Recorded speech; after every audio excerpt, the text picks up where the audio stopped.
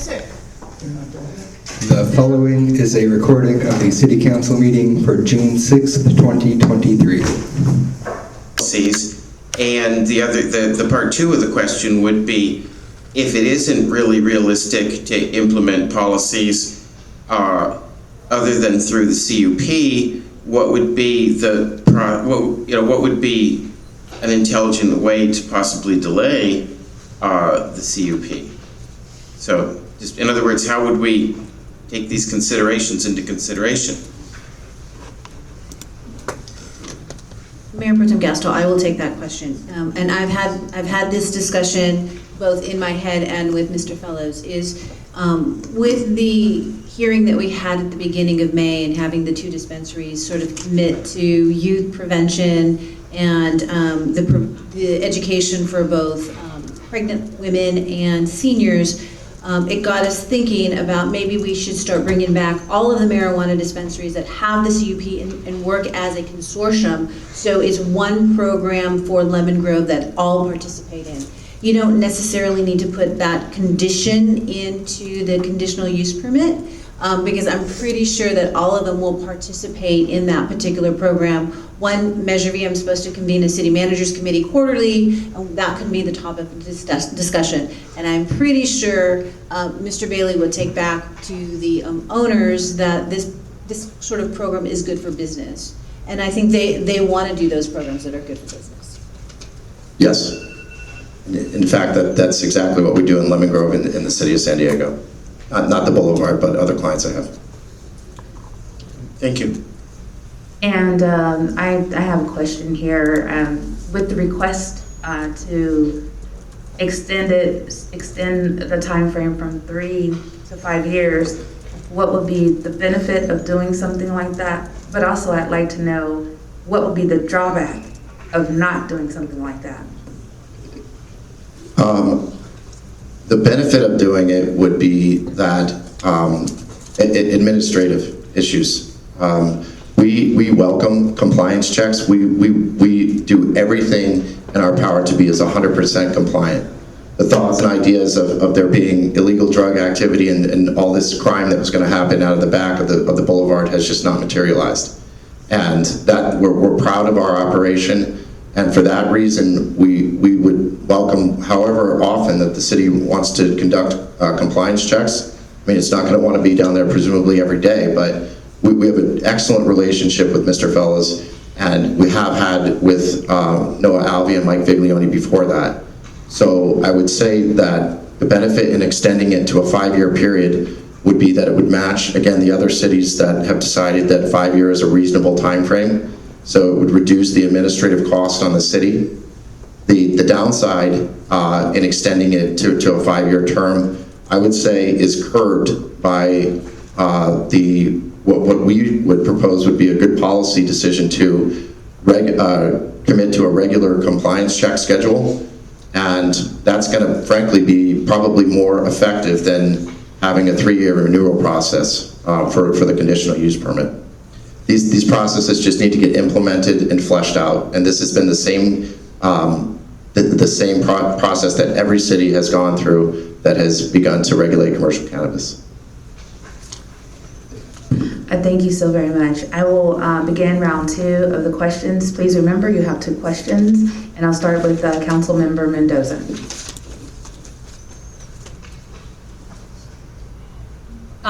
So I live in the area and I drive by there quite a bit. I haven't been there since I think I went through when they first opened, just to see what the business was going to be like.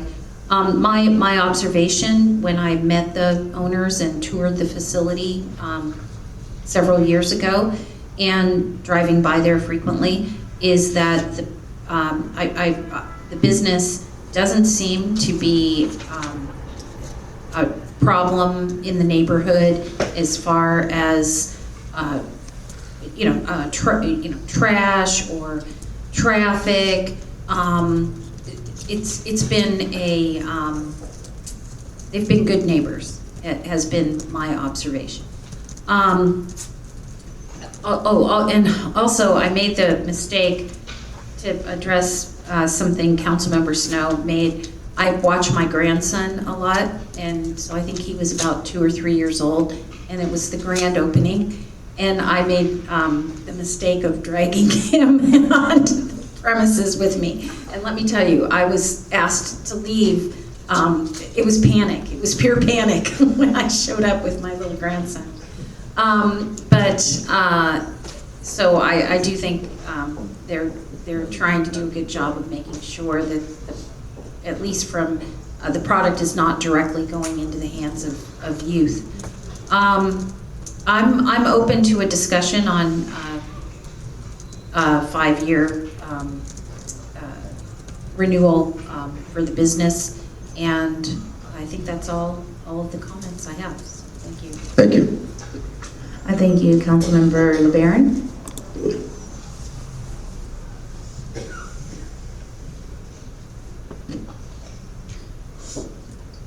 Thank you, Madam Mayor.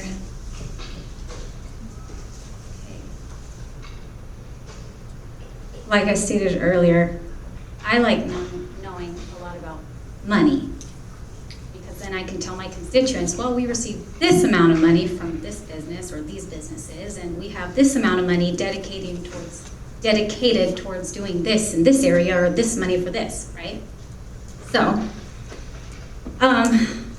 I'm gonna say some stuff and then ask that you finish with the numbers that you had mentioned earlier. I wrote some stuff down so I can stay on track.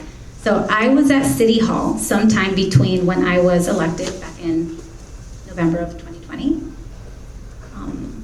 and now. When at the time that I was at City Hall, the people who the city employed to do audits were there. They were at City Hall. So, and they were doing their auditing work. Amongst other things, I got to talking to them. They welcomed me into the room, the conference room where they were doing all their auditing work. They were very, very happy to have a council member in there. They introduced themselves and said, oh, nice to see a council member here. And they asked me some questions and I asked them a couple questions. Amongst other things, they asked me how many dispensaries the city had. And they referenced the $636,000 in cash that you mentioned. And I don't know why the auditors felt the necessity to zoom in on that large amount of cash, but they did. And the fact that, well, they asked me questions about it, and at the time I didn't know how to answer their questions. All I know is that in them doing their little work and looking at numbers, they had questions about money that they were seeing, that the city was receiving, which in turn, that left me with questions. The auditors are questioning stuff, I'm now questioning stuff, right? So, all that to say, medical marijuana dispensaries are businesses that operate with a lot of cash, right? A lot of cash. Okay, so whenever cash is involved, like at a bank or, I don't know, let's say an auto dealership, retail store, which the medical marijuana dispensary, so it's a retail store, right? Or at a location where a lot of cash is going to be received, for example, let's say City Hall, where taxes are being paid, right? People are coming from the boulevard and whatever other dispensary to pay their, I think, what is it, quarterly or monthly taxes, right? They're paying them in cash, they're coming to City Hall with cash. It's always best business when you have so much cash to have a lot of cameras. And to my understanding, City Hall doesn't have much cameras. So, all this to say, we're dealing with a lot of cash is coming in, the auditors are questioning money, and I'm questioning money. And to my understanding, we're not really suited to, we don't have a lot of cameras. So my question is, when your clients go in to pay their, if it's monthly taxes, who goes with them, who's there, and who from city staff is there? Like, how is this all happening? I'm pretty sure it's now paid with a check. Okay, So how was it before? yes, it's paid with a check. So all that money should be very traceable, if that's the question. Got it. That wasn't the question. My question was who, and you said now you're pretty sure it's get paid with a check, so at some point in time it was paid in cash. So my question was, who was paying this in cash? Who from the company was going, and who like was there from city staff? Like, how did this all go down? I can't answer that, I'm sorry, No? because I wasn't there. I would assume it would be representatives from the boulevard, though. I mean, it's, Maybe staff can answer that question too? Like, who from our city staff is there count all this cash? So it was the previous Administrative Services Director, Molly Brennan, with one of her staff members that were working in finance. And then when Molly left, Ms. Brennan left to National City, it was Rod Greek, who was in the room, along with another staff member that reviewed what he was doing. Soon after Mr. Greek started, the banking regulations loosened up, and then the cannabis dispensary in California were able to get checking accounts, and they were able to do ACH payment transfers as well as check transfers. Thank you so very much. Next, we will have Councilmember Snow. Pardon, could you finish with the numbers that you stated earlier? There was Like one more. You said it was like 1 point something million in gross tax, and then 636 that was put in a restricted fund for specific uses, and then something about 432, I believe. Unfortunately, we have moved on to Councilmember Slow. Is somebody else going to ask that question? It's very pertinent. It has to do with money. Councilmember LeBaron has asked 4 questions. The maximum is 2. We will move on to Councilmember Snow. Thank you. Just to help out, the 432,000 number was the 1.296 broken out over yearly payments. So that's what it breaks down to in the yearly payments. So, you know, I have some clarification questions. So my interpretation of what's attractive to children is, and the representation that the products sold at Boulevard are not attractive to children, I think there's a disconnect. When my kids go into grocery stores and look at the candy aisle, what they're looking for is sour grape, watermelon flavor, pineapple flavor, peach flavor goods and products. They don't look for pop flavored goods. And so my interpretation of child attractive food are products that are geared with those type of flavor profiles in candy-like forms. And so having reviewed your website and the products that are available, it looks like that's exactly the target audience you're looking for. The majority of the products do have, I think we have Cushy Punch Peach Gummies, Kana Pineapple Gummies, Sour Watermelon Fruit, Fruit Sour Grape Gummies, and then for the vape flavors, you have things like Blueberry Slushy and Birthday Cake. That sounds like it's targeted to children, not very many geriatric folks who are taking it for their, rheumatoid arthritis are looking for birthday cake flavor. And so when I'm talking about child flavor products and products that are targeting our children, that's what I'm referring to. So my question is, would the Boulevard be willing to, as part of a consortium, stop selling those types of flavored products and those gummies that are attractive to children, or would it require a condition for that practice to stop? Would you do it voluntarily, or do we need to impose it as a condition? Councilmember Snow, thank you for your question. And how I would respond is that the products that are sold by the Boulevard are in strict compliance with state regulations, which have robust descriptions on what constitutes, quote unquote, being attractive to children. So while I appreciate and respect your opinion on what is attractive to children, and I do, at the same time, we are acting under the guidelines of the law. Cushy Punch is a massive brand that distributes a ton of products. The characteristics that you mentioned about flavors, those are not interpreted by the Department of Cannabis Control to fall within the purview of products that are attractive to children. What the Department of Cannabis Control looks at are, here's a black and white violation. If a product says candy on it, it's not going to be compliant, and it's deemed to be attractive to children. Variations of the word candy is not going to be compliant. Cartoon depictions on products are not going to fly. So those are the types of things that are handled at the distributorship level. The Boulevard is a retailer and receives products it believes to be compliant with the state guidelines. Otherwise, it wouldn't purchase these products. So I cannot answer you that it would commit to stop selling various brands. I don't have that authorization here tonight as the company lawyer, but I also will, what I can say is I know the company would work diligently, respectfully, and wholly with the city and whatever task force it wants to put forth to explore this issue. Thank you for that candid response. I appreciate it. And then the other question, well, I think I'll save the next part. Oh, well, one of the things, I know that to enter your building, you have a lot of preventative measures. And so I appreciate that. That's great. And that helps like stop the flow of kids coming in. Can you tell me about your curbside service and what protections are in place to make sure that the curbside service, children are not getting access to these products?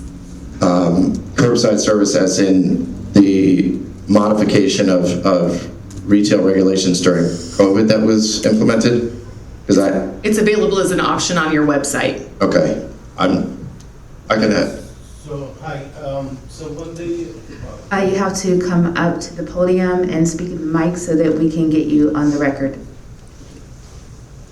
hello, hi. So when they call for an order, my name is Siab Sahib, I'm one of the owners, I'm sorry. When they call in or place an order online, when they arrive, we do check their ID. We take the ID inside, we scan it, it's valid, we make the order ready, and we go outside and hand it to them, and we collect the money. And that indeed was a modification to regulations that came about because of COVID. It's remained. I thank you so very much. Next, we will have Mayor Pro Tem Gastel. Thank you.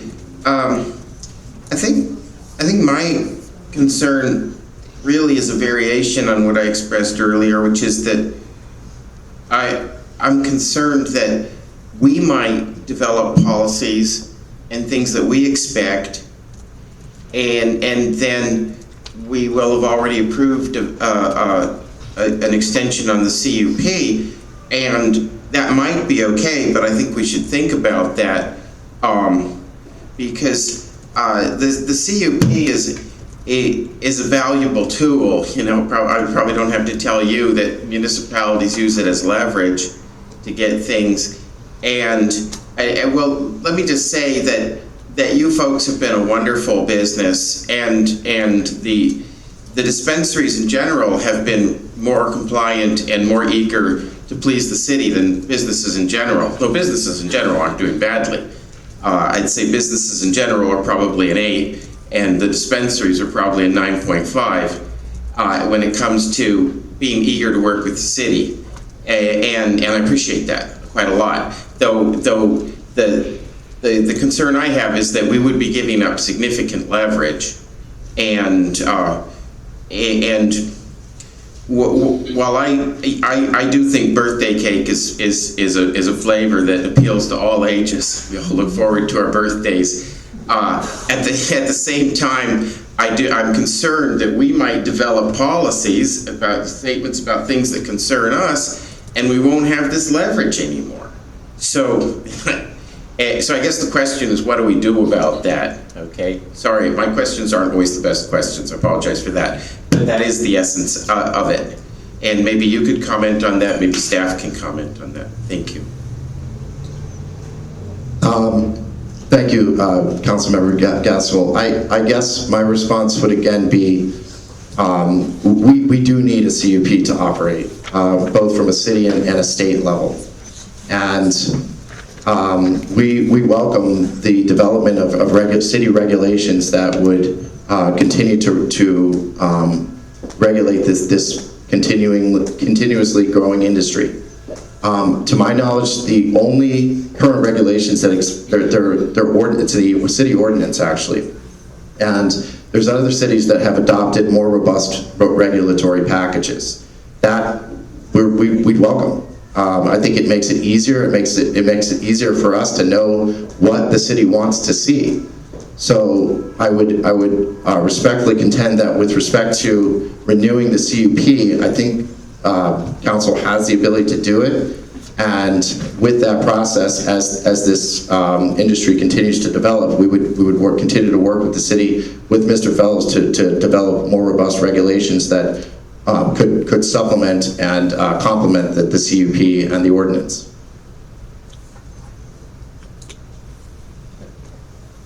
Thank you for that, and I think staff want to say something as well.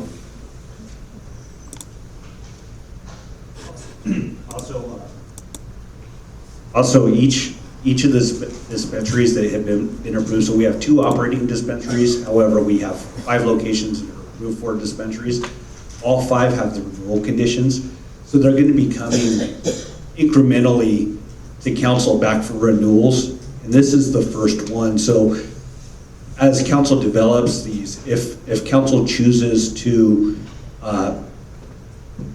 implement new regulations on the dispensaries and do it through the renewal process, that would be an incremental process, regardless of this whether it's 3 years or 5 years that the council approves, because there will be more dispensaries one at a time coming back. Like I think the next dispensary was a year apart from the Boulevard, so within 1 year they'll be coming along, another dispensary, or a couple of years, another dispensary. Yeah. May I add, Mayor Pro Tem Gastel, the city can introduce regulations outside of the conditional use permit process in which people have to comply. So I remember way back when smoking was all the rage, and I worked for a city that adopted a no smoking ordinance, workplace no smoking ordinance, and we were one of the first in California to do that. Ultimately, the state of California took that in and did that regulations, but that applied to all of the businesses. So we still have that ability to regulate things within our jurisdiction that are above what state regulations are.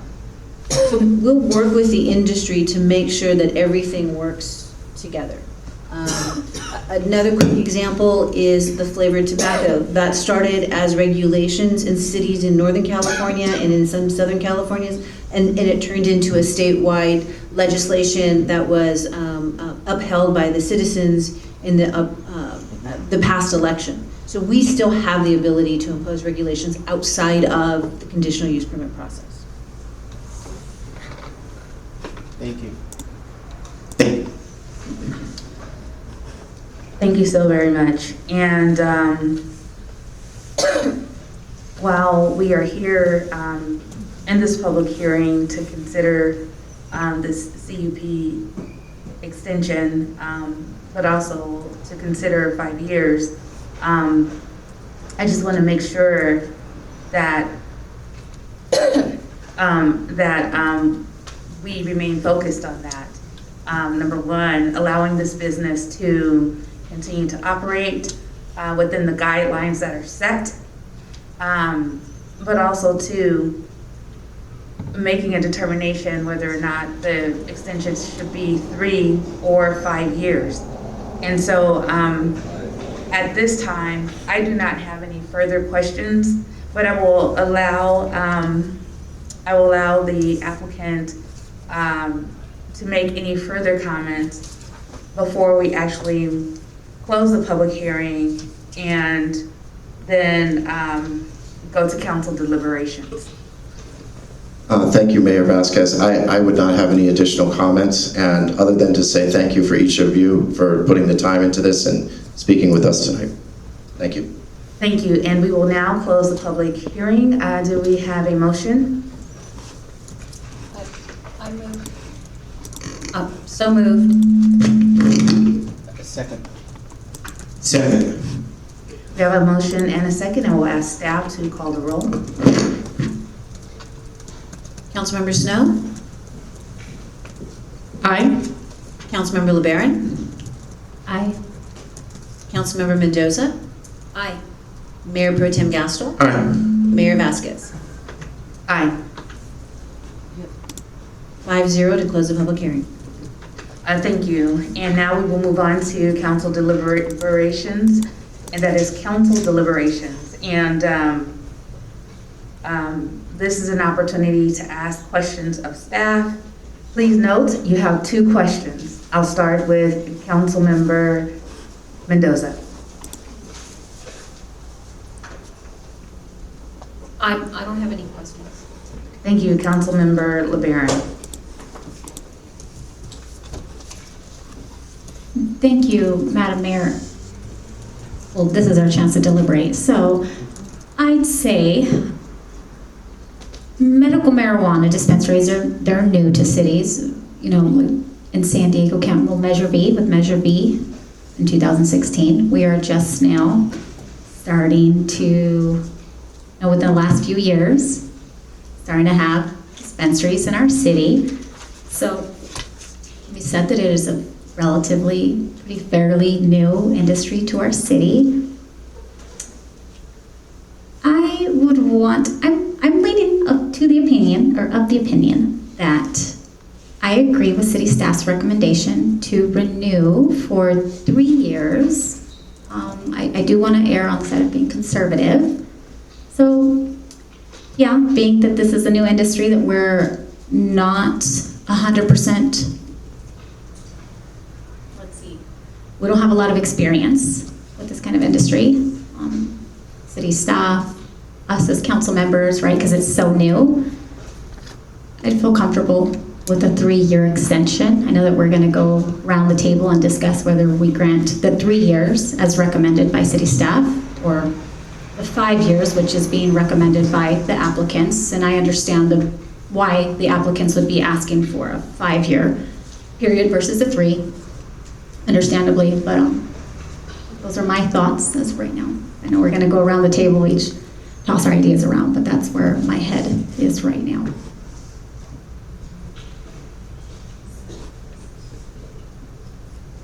Thank you very much. Next, we have Councilmember Snow. So I'm grateful for the presentation, and as the oldest child, I appreciate like being the experimental one. So I appreciate your patience with us as we go through this process.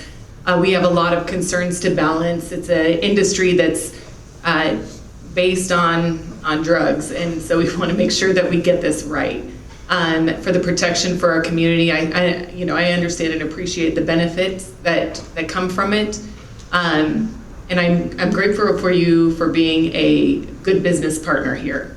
I really think that we need heightened protections for our children, our seniors, and people who are with child, to make sure that the best information is being provided. There's a lot of misinformation out there, and I want to make sure that there's education available. Also, I'm concerned about the advertising and having a DJ there, and I know that you have to balance marketing issues, but again, just like any other drug in the drug industry, whether it's a pharmaceutical or marijuana, we don't like to have fentanyl parties either and stuff. It's just not a good practice. These aren't, it's not all fun and games, and it has consequences, and I want to make sure that the community and the business owners appreciate that. I think that the business owners were extremely candid that they're probably not going to stop selling flavored vapes and flavored gummies. Gummy is a candy for me, and it advertises gummy right on the face of it. And so I think either putting it in an ordinance or making it required to be a condition is going to be necessary. Otherwise, I don't think that they're going to willingly stop this probably very lucrative stream. And so I think that that's going to be important. And I'm open to listening whether we want to make that a condition on this renewal, or if we're going to make it part of the ordinance, but it needs to be addressed, and probably sooner rather than later, because we have the new ones coming right up the pipeline. So I'm looking for more conscientious advertising, looking at from education mitigation options for pregnancy, seniors, and youth, and moving away from the flavored candy products. And then one other issue that I'd like them to consider is the curbside service. Since we're no longer in the throes of the pandemic, we're still dealing with COVID, but we're not in the throes of it. And I don't see the necessity, and I understand the protections that are in place inside the building are extensive and very appreciated, but there's not similar extensive measures at curbside.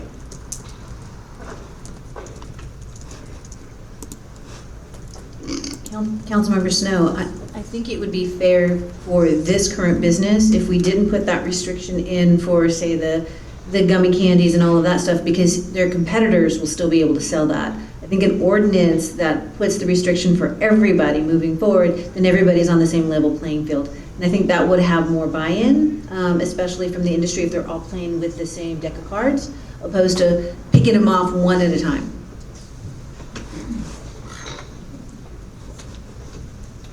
Thank you so very much. And Councilmember Gastel? Yeah, I think this business has been clear that they follow the guidelines as long as they can understand them. We ourselves haven't developed guidelines on some of the topics that we're talking about, I think if I heard the city manager correctly, I think we do have quite a lot of leverage with or without the CUP.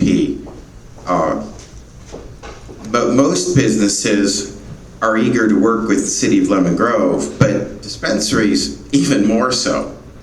And I think that this is the first dispensary, the first dispensary under Prop V. And if I haven't said it before, that's really something to be proud of.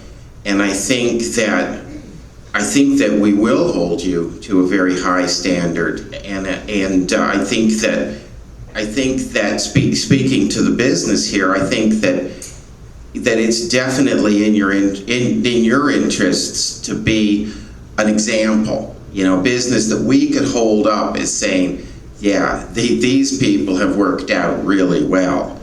And yes, we do appreciate money.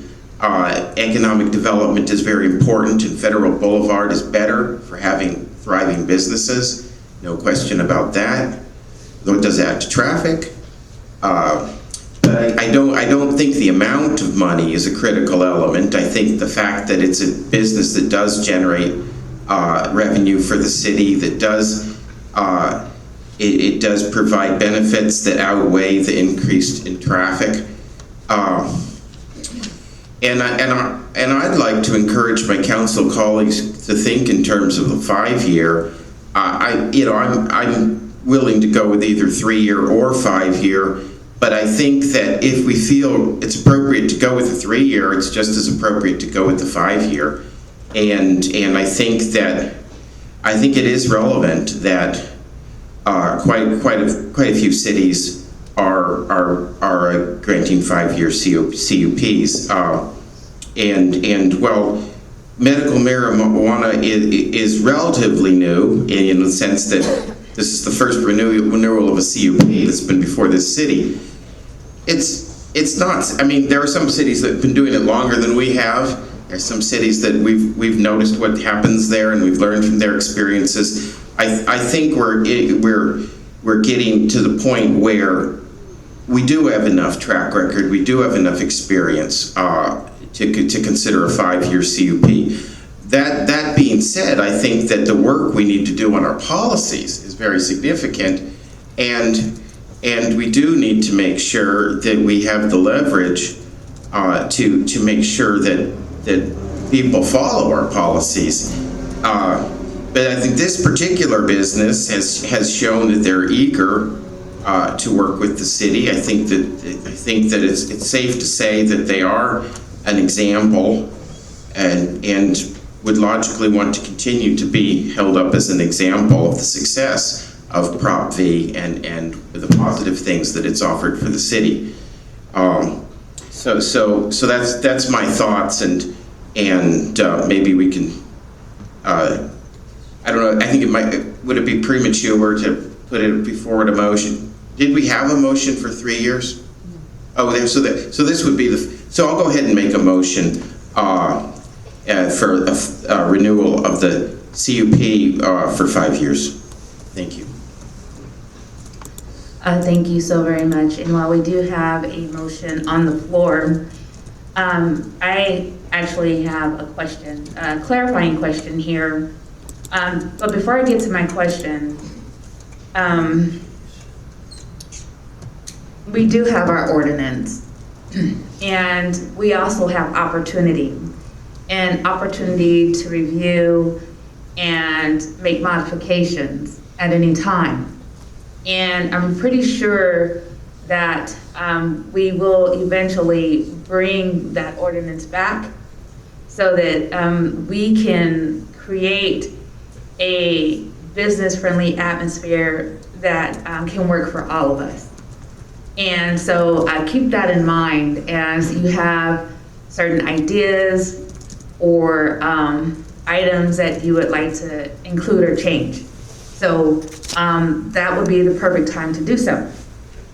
The other thing is, in previous council meetings, the idea of a committee was brought up. And it would be like a community-involved committee that would engage and interact with this particular type of business. And I think during our discussions, we all agreed that that could net some benefit to have the community engage with the business owners to ensure that we have a flourishing business community, but also a community where residents feel comfortable in living, and an area, a space, a lemon grove that works for everyone. And I believe that that concept is a great idea, and that would be embraced by folks within that industry. Now, to my question. My question is, if there were a change for this particular site, not the measure, from 3 to 5 years, how would that impact the way we do business? Because during the discussion, the idea of ensuring that we could cut back, and not just us, but the business owner, on the administrative side of things. It was brought up maybe an increase in compliance checks. I'm curious to know what that would look like for the city. And if we decided to just go with a baseline of 3 years, which is what it is today, and we make a modification in the future to the ordinance, how would that impact the existing CUPs that are in place? So, thank you for the question, Madam Mayor. So I'll take the first one, which is it would allow staff to actually have more time, and we would be able to do, we do quarterly checks on the businesses. So we would just continue to do the quarterly checks.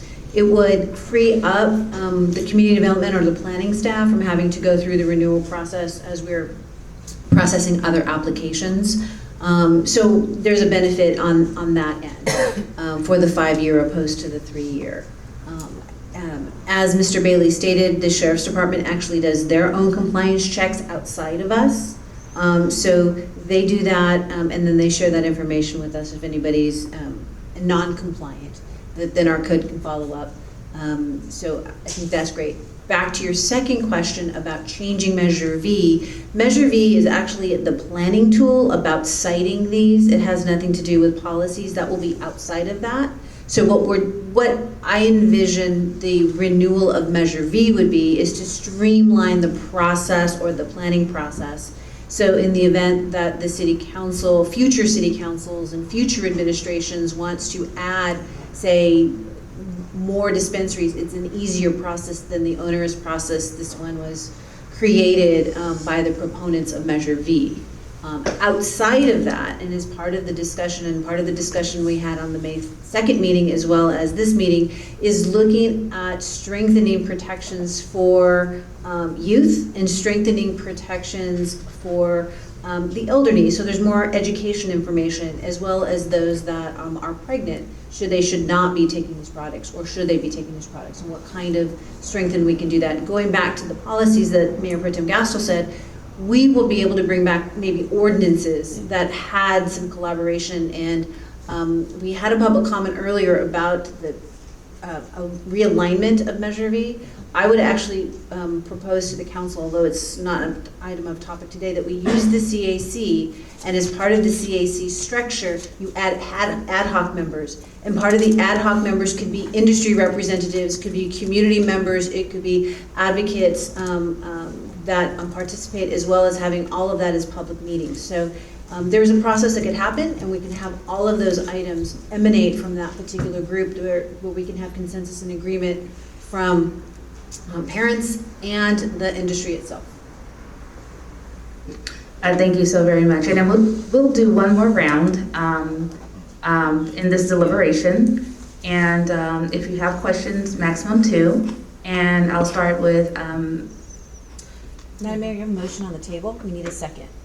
Yes, I do realize that we do not have a second yet, and I understand I will second Councilmember Gastel's motion. So now we have a motion and a second.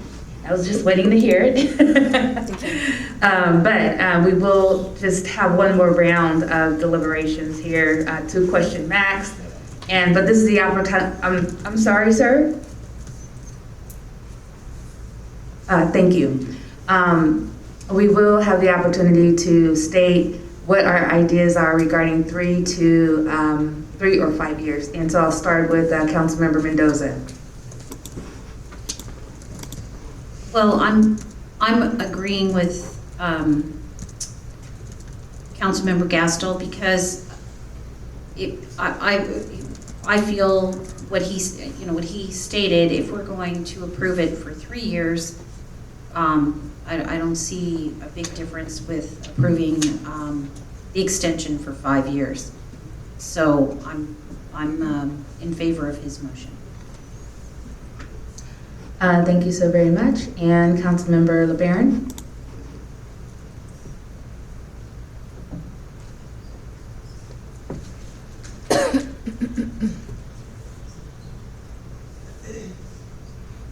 Thank you, Madam Mayor. A couple more thoughts is that we're already being accused of corruption in cannabis. It's been alleged by the mayor at one of our council meetings not too long ago that someone tried to bribe her in exchange for her vote in approving a medical marijuana dispensary application.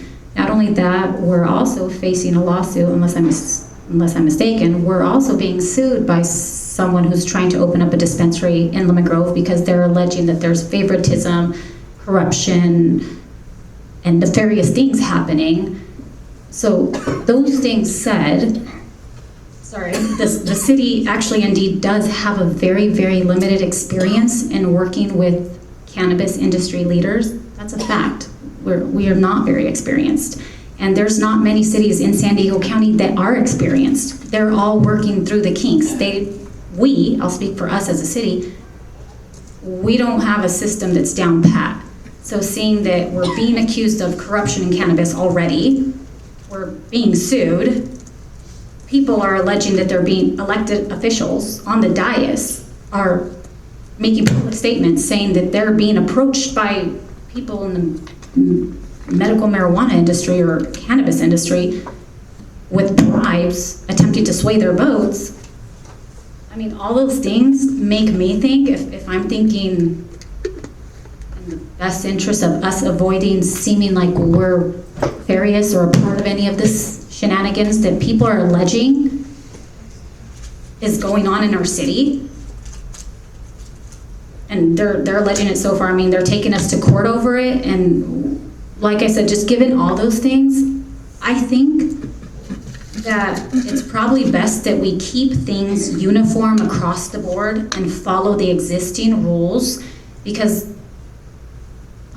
let's forbid, heaven forbid, that we grant this 3-year extension to this business and then we don't grant, or a 5-year extension, sorry, to this business, and then we don't grant another business, the next business comes and asks for a 5-year extension and we don't grant it to them. So that's just gonna compound the already existing problems that we're facing, where they're saying that there's corruption. That opens the door to them saying, yeah, you know what, why did they get a 5-year extension and we asked for the same thing and we're not getting it? Did they get paid? Did they get paid? It just opens the door to those things. So I would err on the side of caution and being conservative and just wanting to follow the existing rules. And like I said, I understand a business wanting to ask for a longer extension, of course. That's in their best interest. Yeah, I understand that. However, granted all the things that I just said, I think we should keep it to the just uniform for all. And then it gives us an opportunity to see in 3 years, we'll do another check and hopefully everything will be fine, just like it is now versus the 5 years. But that avoids the appearance of impropriety or more accusations, which we're already facing. That's my thoughts. I'm open to hearing everyone's ideas. Councilmember Snow? So one of the things I do like about the 3-year time period is that it allows us to really stay up to date on what's going on. And again, this is the first one that's coming through this process. From what I've seen, the 3-year is kind of helpful. For example, the performance reviews weren't being turned in, and then the CUP gives us an opportunity to check in with them, and I'm grateful that you remediated it quickly and got it done in time. But that's just an example of when there's oversight, then that encourages compliance. And so I think 3 years helps us be better over, conducting our roles as in oversight. And so I'm in favor of 3 years, just to make sure that we're on the best information, on top of the information. And 5 years is a long time in business. And so I think 3 years is more appropriate. And I think on some of these issues, as the businesses are interpreting statutes and as we're figuring out the statutes as well, just because you can do something doesn't mean you should do something. I try and teach this lesson to my kids all the time. Just because something's legal doesn't mean it's a good idea, doesn't mean it's in the best interests of everyone. And so I'm looking forward to participating in the consortium and with active involvement, but I do think we're going to really need to focus on ordinances that are going to help encourage people to do what they probably should do in the best interest of the community.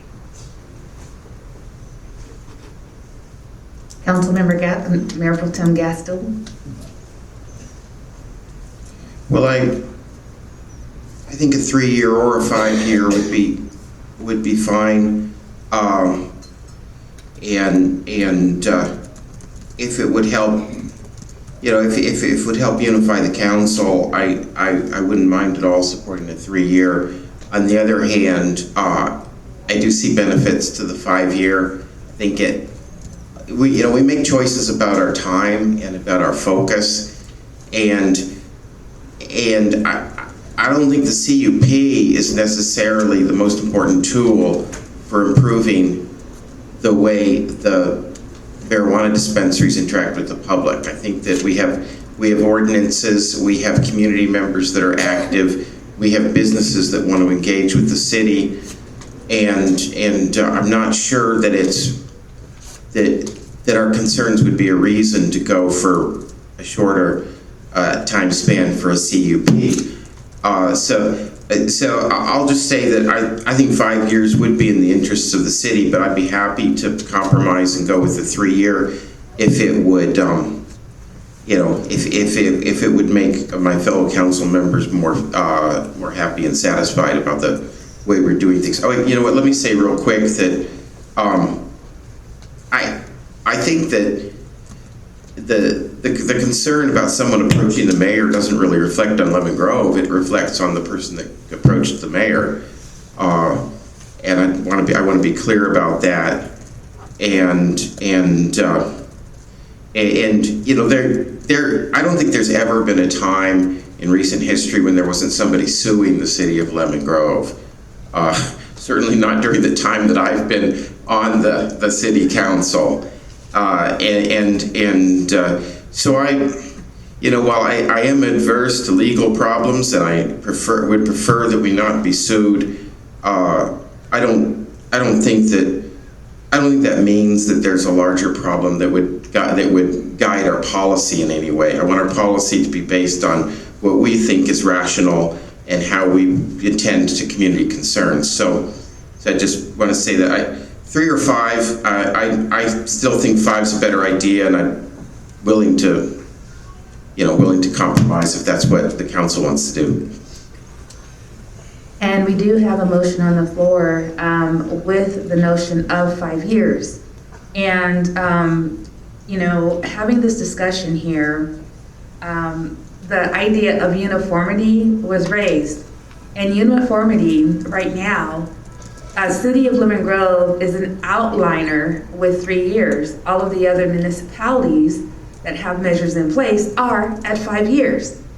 And so if we want to be like everybody else, and if we want to have uniformity, then we have to make a change.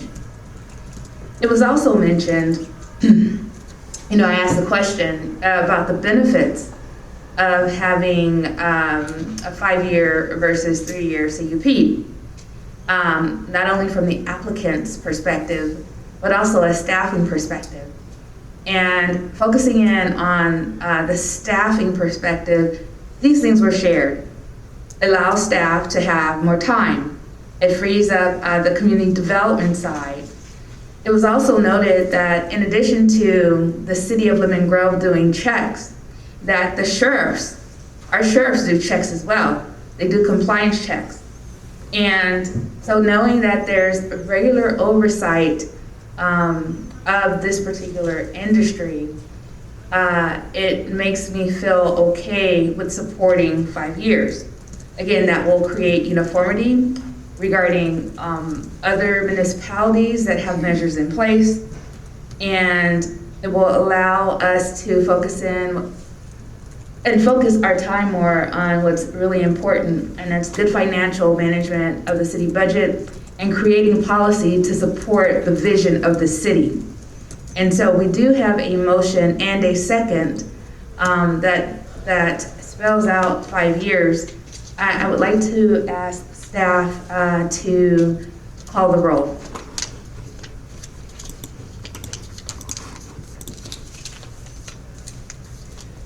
Councilmember Snow?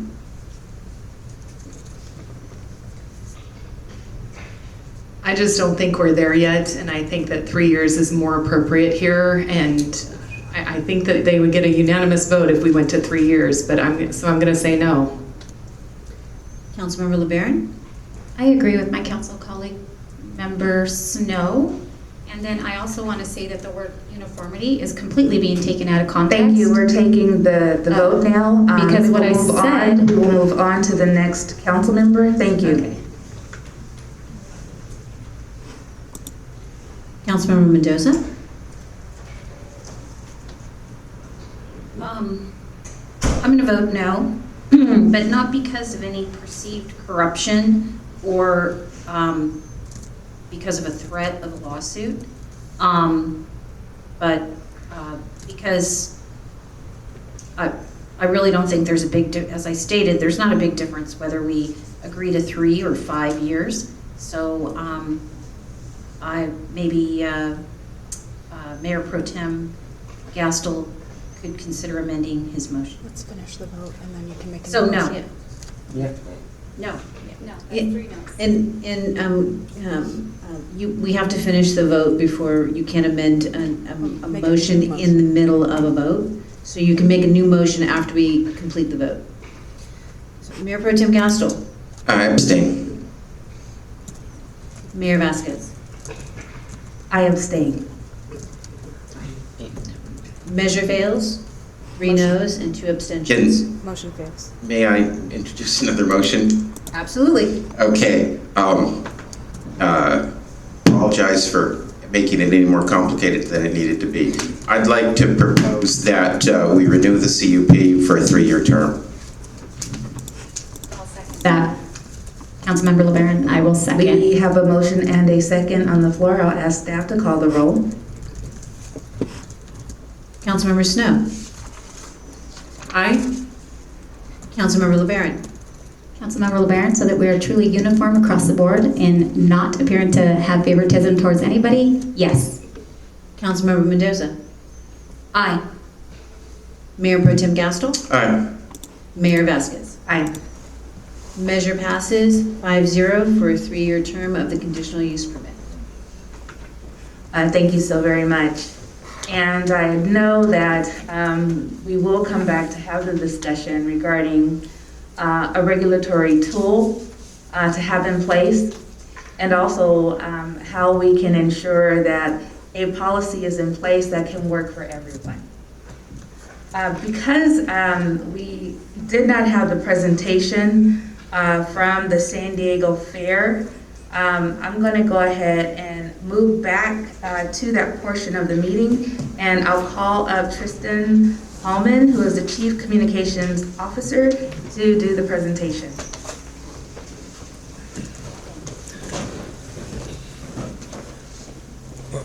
And then, sir, when you get to the video, we don't have audio. What's that? When you get to the video slide, we don't have audio for that. Oh, that's okay. Just skip it, yes. Oh, great, I was gonna ask about it.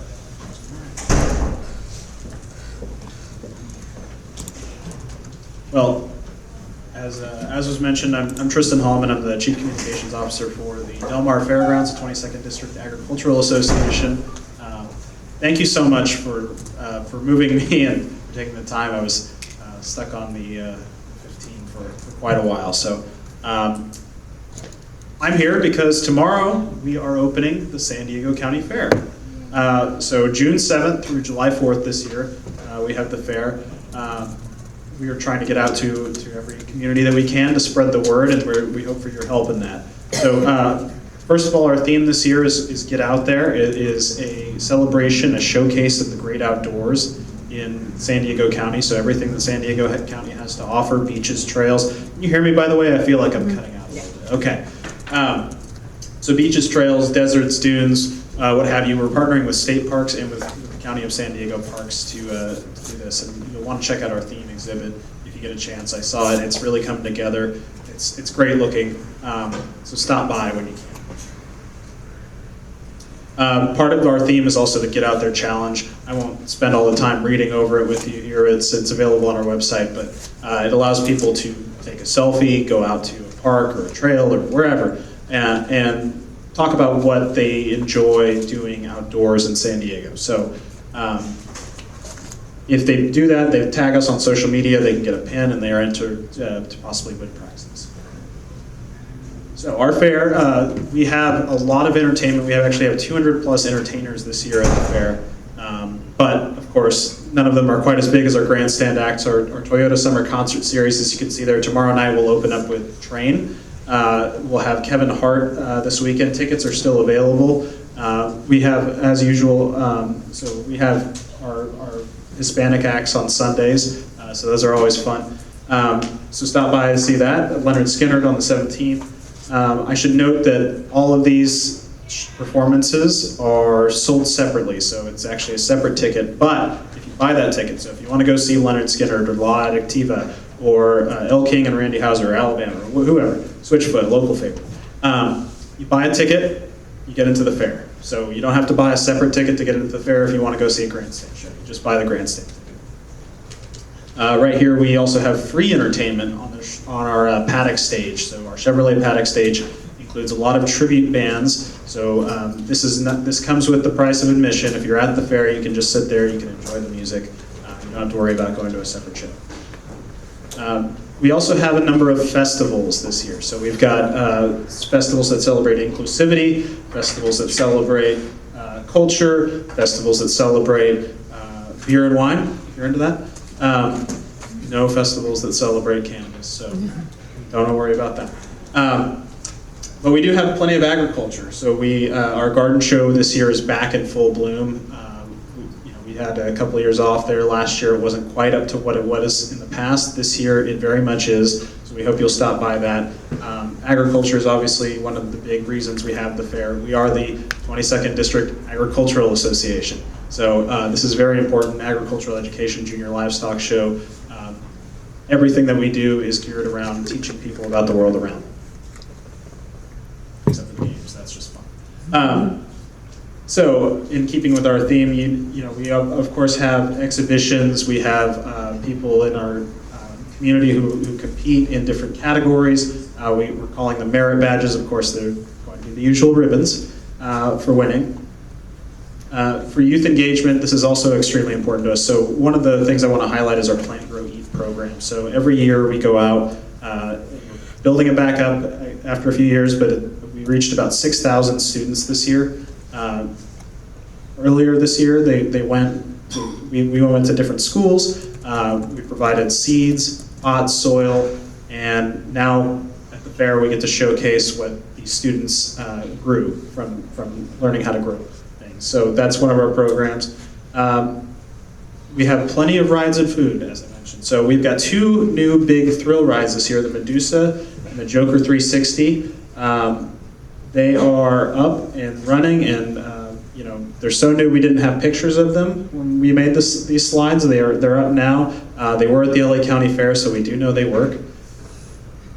In the way of food, we've got deep fried chicken pot stickers. We've got a lot of new food items. Some are themed, some are just new and creative. If you want, you know, the deep fried chicken pot stickers rolled in hot Cheetos, I've actually tried those. Chicken Charlie brought them out.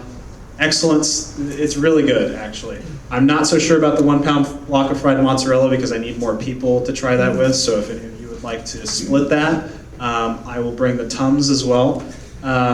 Peanut butter and jelly chicken fried sandwich, also something I want to try. So just a reminder, you know, if you need to walk off the calories, we've got plenty of space out there at the fairground, so enjoy yourself. We've got plenty of new desserts as well, and we'll have a lot of s'mores themed items. I forget if I mentioned that, but we do. To keep with our theme, including actual s'mores and more. It's going to be this tent that's on the infield of the grandstand. You should stop by and see it. It's pretty incredible looking right now. So, how do we help you actually get out there? So we've got free parking at the Torrey Pines High School. You can get shuttle service from there if you don't want to pay anything. The horse park is $10. General parking, if you buy it online, as with a lot of things, especially tonight, since it's the last night before the fair, if you buy online, you can save on rides and games, but you can also save on parking. Preferred parking, the closest parking, that's going to be $50. We also have, of course, public transit. I know you have several stations here you can take. To the Solana Beach station, if you can get there, we do have a free shuttle if you buy a ticket on public transit. Don't go and park at Solana Beach station and try to go over. You gotta actually have a public transit pass. But this actually includes admission to the fair as well. So it's kind of a 2-for-1 deal. You get transportation and you get in if you buy the fair tripper ticket. So as you can see, general admission, you know, these are the sticker prices, so to speak. It's free for kids. It's free on Fridays for all kids, or free for kids 5 and younger, free for all kids 12 and younger on Fridays specifically. So if you've got children you want to bring, or if you have friends and family who want to bring their kids, Friday's the best day to do it. But I mentioned these are sticker prices because we do have all kinds of discounts and deals. It's very important to us to keep the fair as affordable as possible. If you're at Vaughn's, if you're at Albertsons, you know, get the $3 promotional discount if you have a military background or a military family member. We do have military discounts through GovX. There's plenty of other ways to save. I will encourage you, sdfair.com will have them all listed. And, well, there they are there.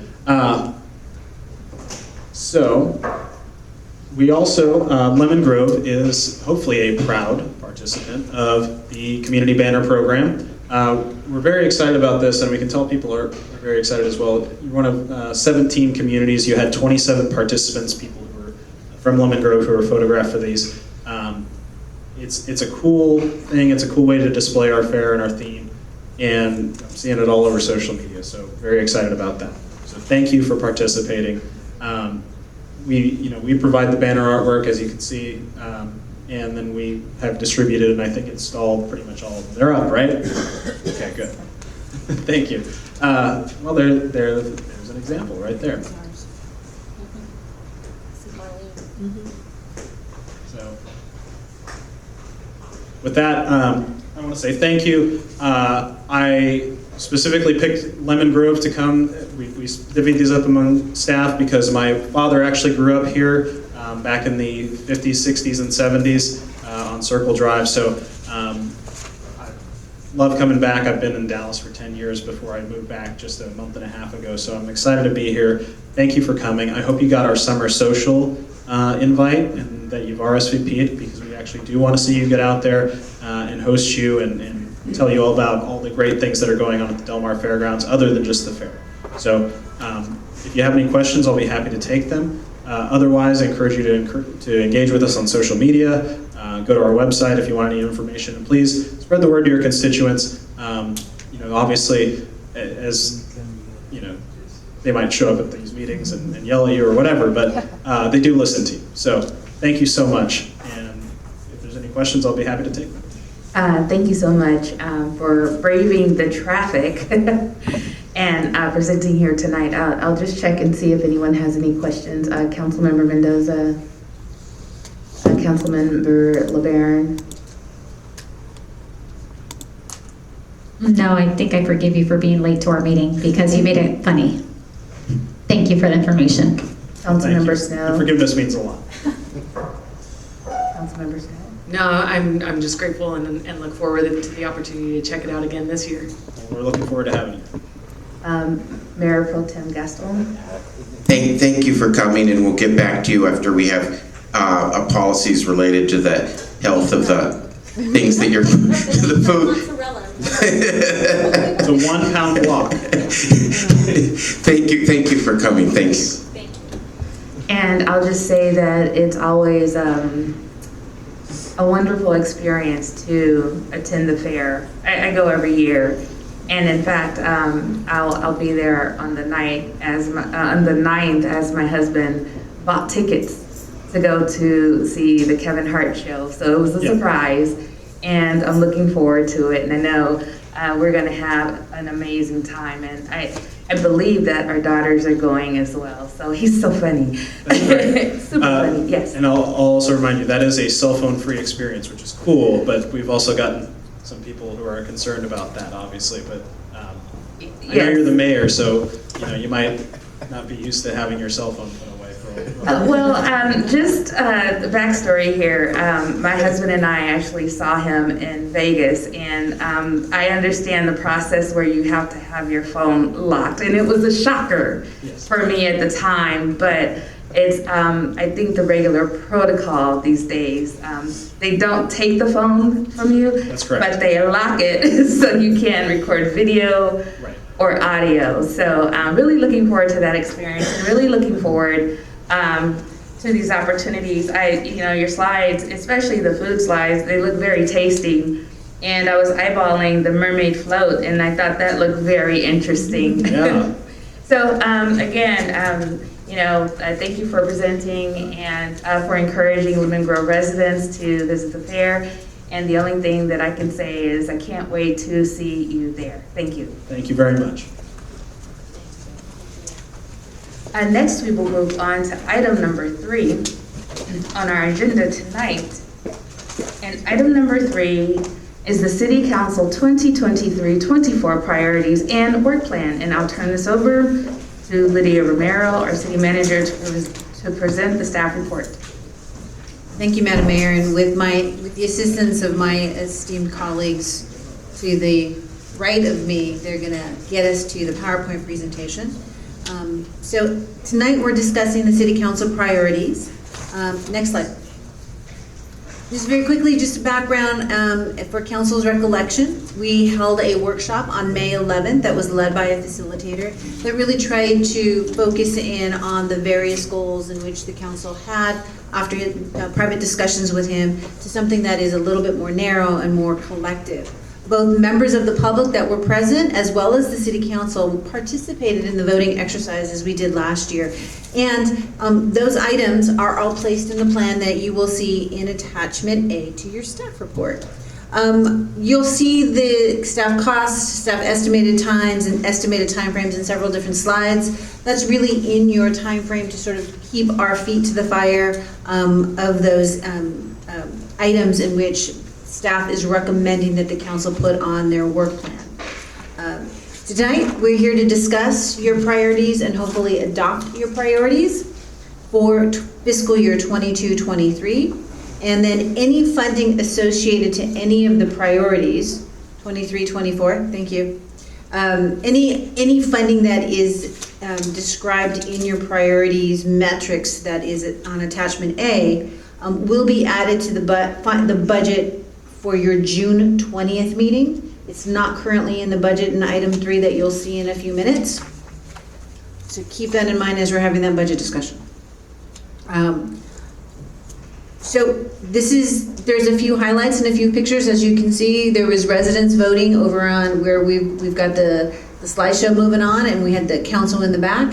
There was multi-voting exercises where everybody got 6 dots, and there were 12 items, and they had to pick which 6 they wanted as a priority. Using those multi-voting pages, staff used those that were 3 or above, both on the resident side and the city council side, to make the recommendation. And I think those of you that were there that night, there was a lot of alignment between the residents and the city council, and there was a few that there wasn't an alignment, and we'll talk about those. Again, in the matrix that you have, it's the there'll be estimated budget costs, estimated time, and estimated time frame to deliver that particular work plan. And those are all highlighted in the metrics. Again, using the metrics of making sure that all of the work plan goals are achievable, have high impact, and uses the current staff resources and the current funding. A lot of these, you will see a lot of these priorities are dependent on grant funding, which is the ARPA grant in which we have. Next slide. So these are the 4 strategic areas that the city council is using to create its priorities. These focus areas, I'm not going to read them to you, they're there, but they've been part of our strategic focus for the last 6 years. Next slide. We've already had this slide. I do want to share with council that there is one item in here that did not receive a lot of dots, but had a discussion during our CIP hearing, and I'll talk about that as we get to that item. So moving on. So hopefully this is not too hard to read, but it is in attachment A, and this is exactly what attachment A looks like. And I'm only going to focus in on the areas that are shaded, which is the council's work plan, in the consideration of time, knowing that we still have a long budget discussion and 2 closed session items to discuss. One is street repairs, and allocate the one-time ARPA money to look at streets that are in poor conditions, that are in neighborhoods and near schools and parks. We had this discussion at the CIP, and the city council concurred with the fact that we're going to allocate about $1.2 million of our ARPA funding to focus in on those streets solely alone. We estimate that it'll take about 25 hours of staff time, which is a combination of field street analysis, markouts, prepare the bids, contract management, go through the RFP process. So all of that will be combined in the 25 hours. That rating was 5 for city council and 4 for residents. So a high priority item. The next 2, I'll just briefly say, one was in-house staff repair, where we looked at that. City council rated that 1, residents rated that 2. Sidewalk and pedestrian connections, again, the city council rated that 1, and residents rated that 1 as well. So moving on to the next highlighted item, which I know is the bottom of the screen, but this traffic calming. And this is really a carryover from fiscal year 22-23, and this really speaks to the grant that the city received to look at the mobility element that Caltrans gave us. So that process will actually bleed over most likely in the 24-25 timeframe as well. It's a multi-year grant, so you'll see this carried over several times. And all of that time associated is my time, since I am the project manager on that particular grant. Next item is strategic focus area of public safety, law enforcement, and homelessness. And residents both have 5 dots on this one and 5 dots from the city council. And this really is looking at how we now address our homeless issues since our CDBG CV grant ran out on April 30th. And that largely paid for Home Start and Flex funds and a program that we piloted called Cash for Cards, in which homeless individuals picked up bags of trash, turned them into staff, and in exchange they get $5 gift cards. And it helped with some engagement, it helped with some cleaning up. It just became very staff intensive, and the program ran out of money. What staff is suggesting in this particular strategy to meet this goal is to create a homeless plan with focused direction. So we implement we will implement the strategies with ARPA funding, but we need to get a focused plan. I've talked to my colleagues both in La Mesa and Vista, which both have really robust plans. They were able to get those plans put together in a relatively short period of time, which then led to particular areas of funding in which the city needed that was best for the community and best for the unhoused individuals. Both of those communities worked with both the residents and the industry to get the best strategies that fit its particular community with its particular homeless profile. So staff is recommending that we first do a plan, and then secondly, implement the strategies of those plans with our ARPA funding. I don't know the cost because I will have to hire a consultant. I am not the homeless expert. Our homeless expert has left and gone to El Cajon. So I really will be leaning on someone to help create the plan as we move forward. And so the cost associated with the plan will really be the consultant. And then it will come back to council for approval and then implementation of those strategies. And again, as you see, the time frame is a short time frame, so we can take advantage of one, our ARPA funding, and two, any regional funding that comes down the pike at the end of the year for the beginning of the calendar year. The next strategic focus area is revenue, economic development, and budget. And the item that got the highest number of votes, which was 3 for the city council and 4 for the residents, is again, engage residents to explore a transactions and use tax, or a TUT, for the 2024 ballot. That would, the bulk of the cost would most likely be to commission a survey to gauge residents' interest on this particular item. And again, staff is proposing that this is done in quick, short order. Once we know those survey results, this will allow council to figure out which strategic direction they want to go. Do they want to create a committee to help craft the measure? Thank you. I lost that word in my head. Craft the measure, if they want to direct staff to craft the measure. So it'll allow us to have a really robust discussion about where we go from that survey results. The next one was economic development, which both got 1 and 1 from city council and 1 from the residents. And then the last one is budget and expenditures. This was a last minute ad during the workshop, and it's about adding, retaining, and attracting additional staff. And again, the cost is going to vary depending on council's direction on this. But this will really help us move forward. Staff doesn't have any specific strategic directions to recommend to the council, but we know that this is in our conscious and that we have to try and work to make sure that we add, retain, and attract the best employees, both on the non-public safety side as well as the public safety side. And again, both of those votes, city council voted 4, the residents voted 6. And that made me smile that they recognized the dearth of staff, and to get things done, we need people to do those things. The next item for the strategic focus area and community life, I will just want to mention on community life, this one actually had the most items keyed underneath this particular strategic priority. So we're thinking a little bit broader. So the communications is update our communication plans. The city currently has a communication plan. It was created in 2016, and it is time to update that communication plan. It would cost us between $50,000 to $75,000 to hire a consultant to do that communication plan.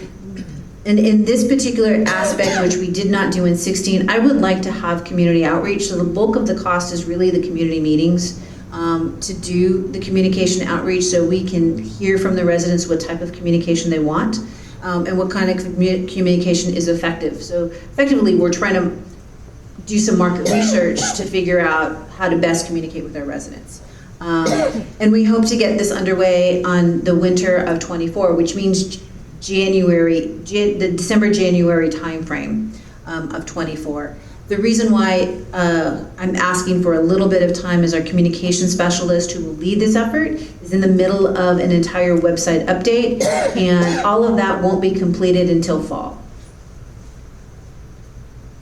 The second one is, again, a carryover from last year with a new city clerk starting in July. As soon as they get their feet wet, they will be assigned this task to sort of explore the opportunities to actually camerize all of these buildings to make sure that we get some good audio and some good live streaming and what kind of technology we need to make that all happen and bring a report back to council. Again, our new city clerk, who is a male, he will be leading that effort as soon as he sort of hits the ground running and he's got a couple of months underneath his belt. Good thing about the person coming in is he did this with his previous organization, so he has experience.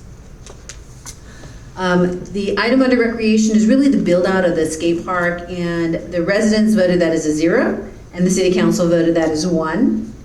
Next item, strategic focus area, and this one I want to spend some time on is the housing. So the vote on this one was city council 1, residents 2, and the concept was to look at the senior center that we currently have in that campus and see if we can't build housing on top of that as a sort of a mixed use type of facility. During the priority discussion, it didn't get high votes. However, fast forward about 2 weeks later, we had our CIP workshop, and that received a lot more interest and traction from the city council as we were talking about having to repair at a cost of $150 plus of the senior center, including roofing and new HVAC, which takes the cost north of $250,000 for that particular. Is to let's take a step back. The council did talk at length at the CIP hearing to take a step back, see if we can explore this option with an architect. So what staff did was, when using that discussion to influence this particular priority, is to say, hey, let's step back, let's hire an architect firm, let's explore this option. Again, let's do some engagement, especially the houses, the residents that are around the park. Let's talk with the schools. Let's see what kind, as a trial balloon, see what kind of feedback we get prior to us making the full decision, and then allocating the full monies to make sure that we get the senior center fixed and finished. So staff, although is not fully highlighted, there's a little asterisk that staff is recommending that we move forward with this effort. So we can explore that fully. And then the last one, which got only 2 city council votes, but it got 5 community member votes, which is why it's on the list, is climate change projects and looking at climate change projects. And as you all know, we have a climate action plan. We've been using it sparingly, and when we have projects, we'll take a look at it. I'm mainly the one helping direct some of those strategies. But what I'd like to do is, again, give this task to the CAC with an ad hoc committee, have them go through our climate action plan and have them help us prioritize the low-hanging fruit of the strategies we need to do, the medium, and then the high. We did not do that when we did the climate action plan because we're in the midst of COVID, but I think this is a good time to sort of check in and utilize that work. And this will depend on how we can get the ad hoc members and what kind of applications, but I see this as starting relatively quickly and we can spend some of the summer months getting that up and running and together. And our community development manager will be leading that effort. And with that, those are your strategic priorities that are high impact, that consider staff resources and staff expenses, and really are doable within the next year that we have. I would be happy to answer any questions. Again, this is really your plan, so I'm hoping the council engages in a discussion of this plan, that you then adopt the work plan by minute order, and then all of the costs will be incorporated into the 23-24 budget that you'll see at June as the final budget. Thank you so very much. And before we check to see if we have any speaker slips, I just want to reiterate that it was a staff, elected, and community focus group that actually helped to establish what the priorities are that we see today. And this list of priorities that will be discussed and agreed upon will not only appear in our annual budget, but it will also be part of our agenda items. It'll be part of our agenda package as a reminder of what the priorities are as we move forward. And so I will check to see if we have any speaker slips. No speakers tonight. And we do not have any speaker slips, and so we will have 2 rounds of questions, 2 questions per elected official, and I will start with Councilmember Mendoza.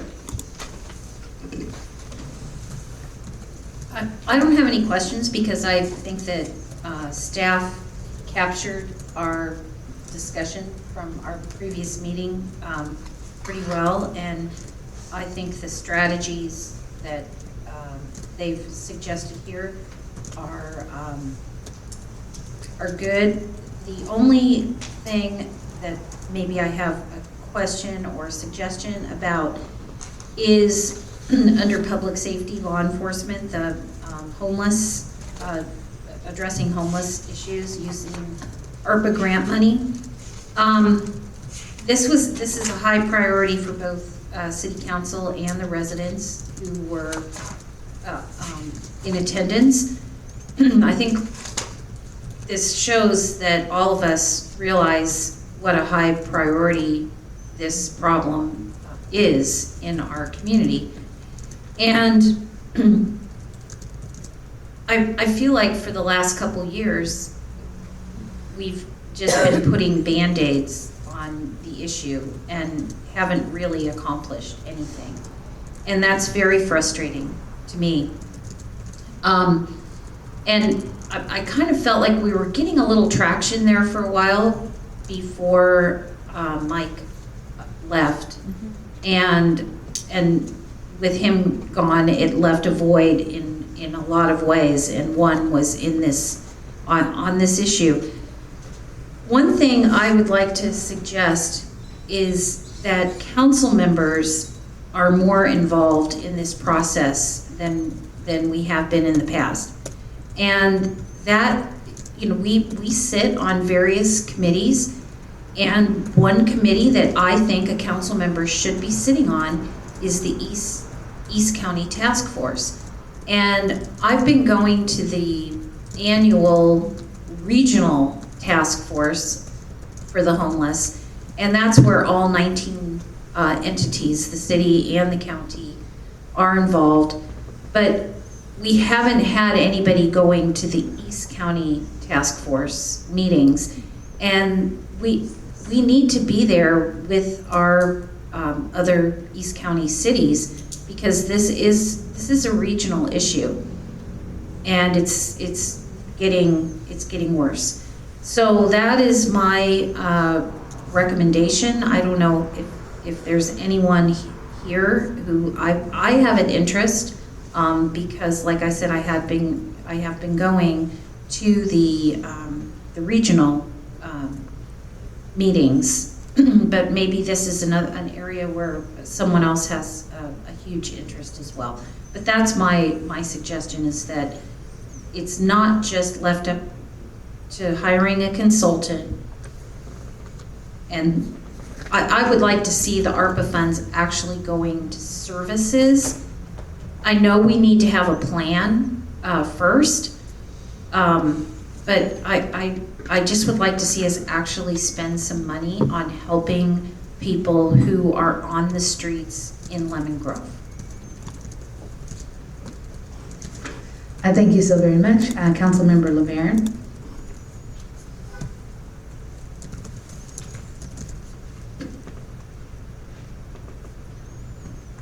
Thank you, Madam Mayor. This question is for the city manager, Lydia Romero. Earlier in the meeting, you stated needing to hire a consultant to create a plan for addressing homelessness because the city's, quote, homeless expert, end quote, left and went to El Cajon. Who was that homeless expert? That was Mr. Mike James. As part of his duties of assistant city manager, that was something that he assigned to. So he attended all of the COC meetings. He went to the East County Task Force. He was essentially a representative there. So he was very involved with a lot of the nonprofits that represented East County. And he worked very closely with the staff members of El Cajon, La Mesa, and Santee that work on homeless issues, as well as the county. Thank you, Lydia. Then I had another question that has to do with hiring a consultant to create a, quote, communication plan to do market research on how to communicate with people. Hiring a consultant to the tune of $50,000 to $75,000 to do market research on how to communicate with people.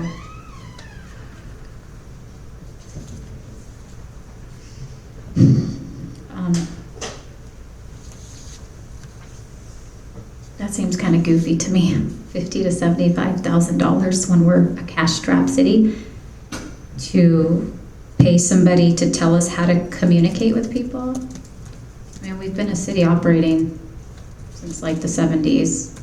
And we don't know how to communicate with our constituents effectively. I mean, for $50,000 to $75,000, that seems a lot.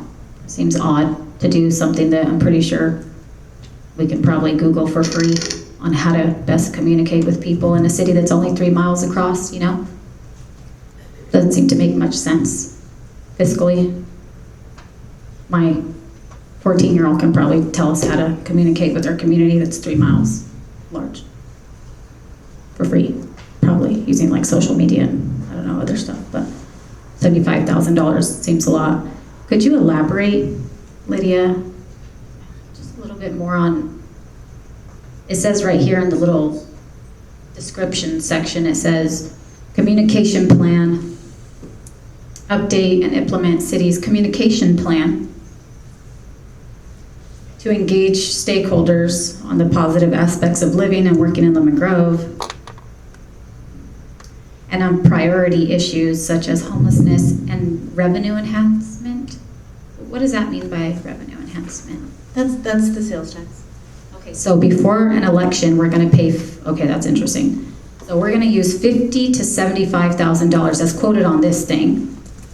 That's not withholding if it changes, so it could be more, end up being more. So we're gonna pay $50,000 to $75,000 to hire somebody to tell our community why they need to vote on a sales tax measure. That seems like propaganda at its finest. I mean, really, because like I said, we could probably do that for free.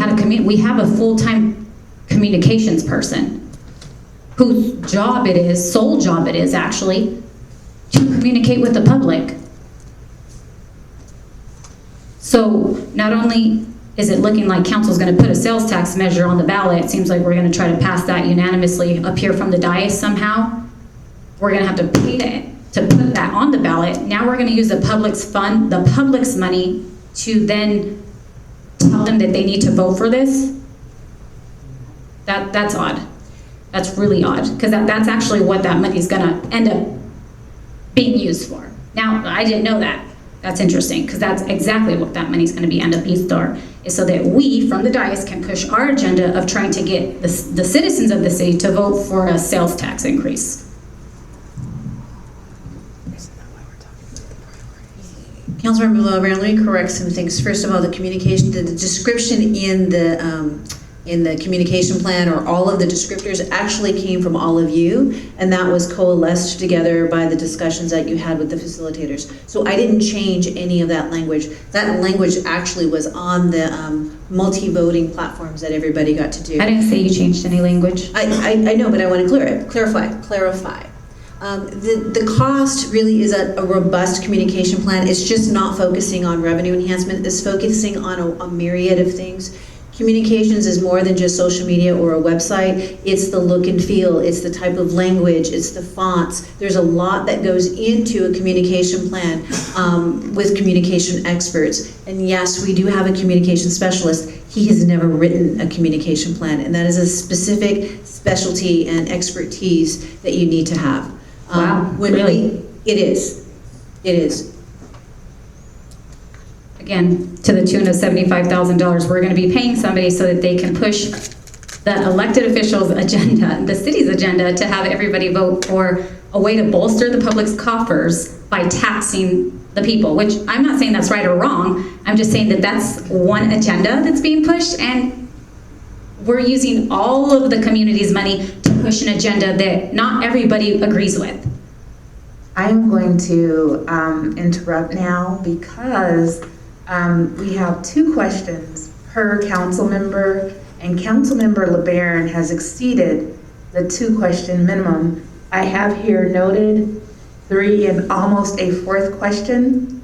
And so I'm going to move on to the next council member, and I will start with Councilmember Snow.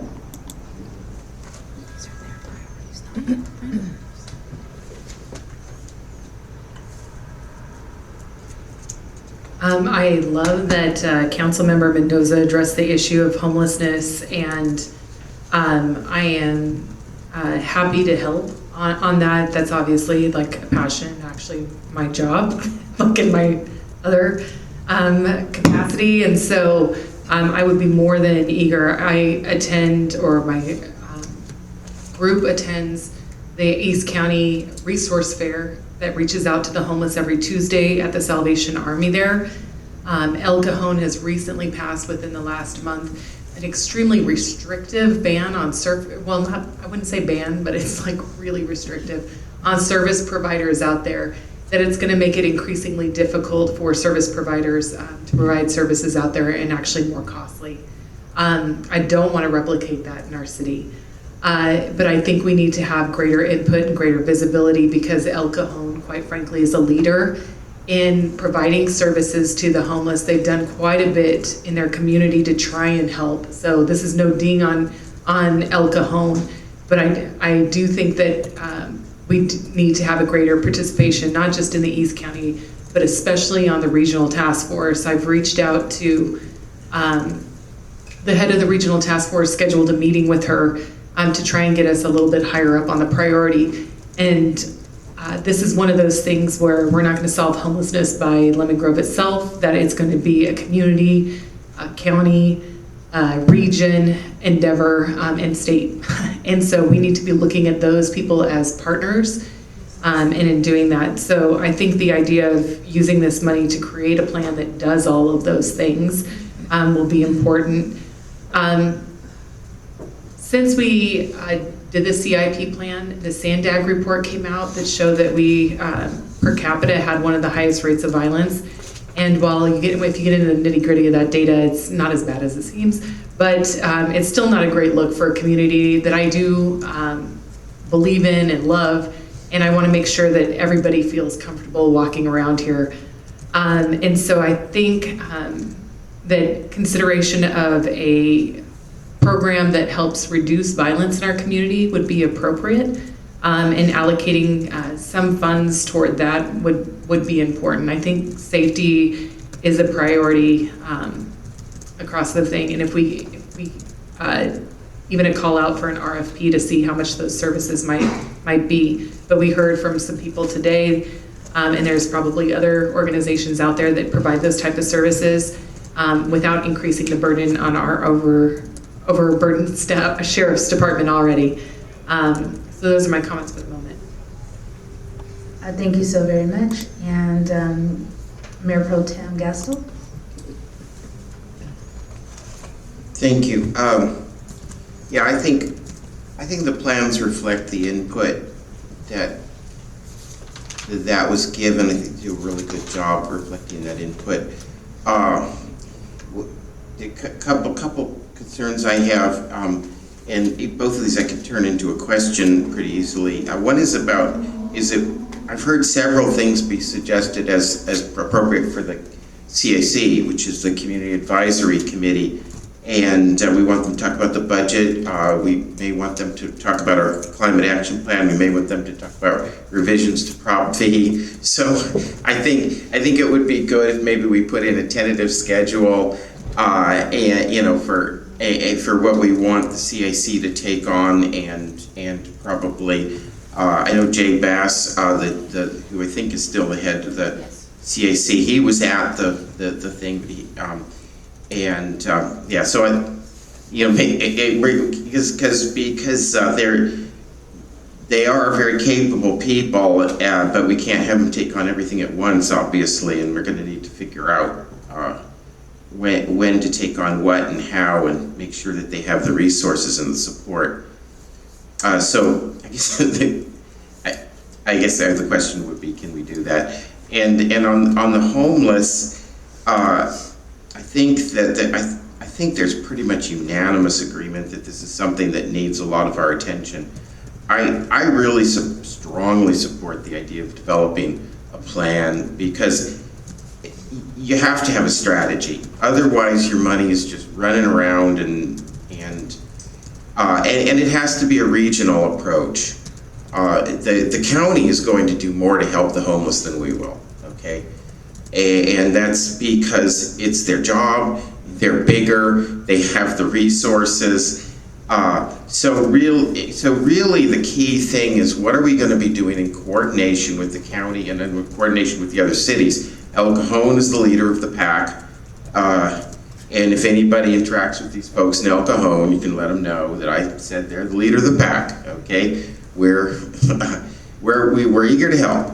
But we're not the leader of the pack. El Cajon is, and I think that's fine to recognize. And as far as East County is concerned, and I didn't hear the word shelter, but I'm guessing that a regional shelter is part of the strategy that we're going to be working on.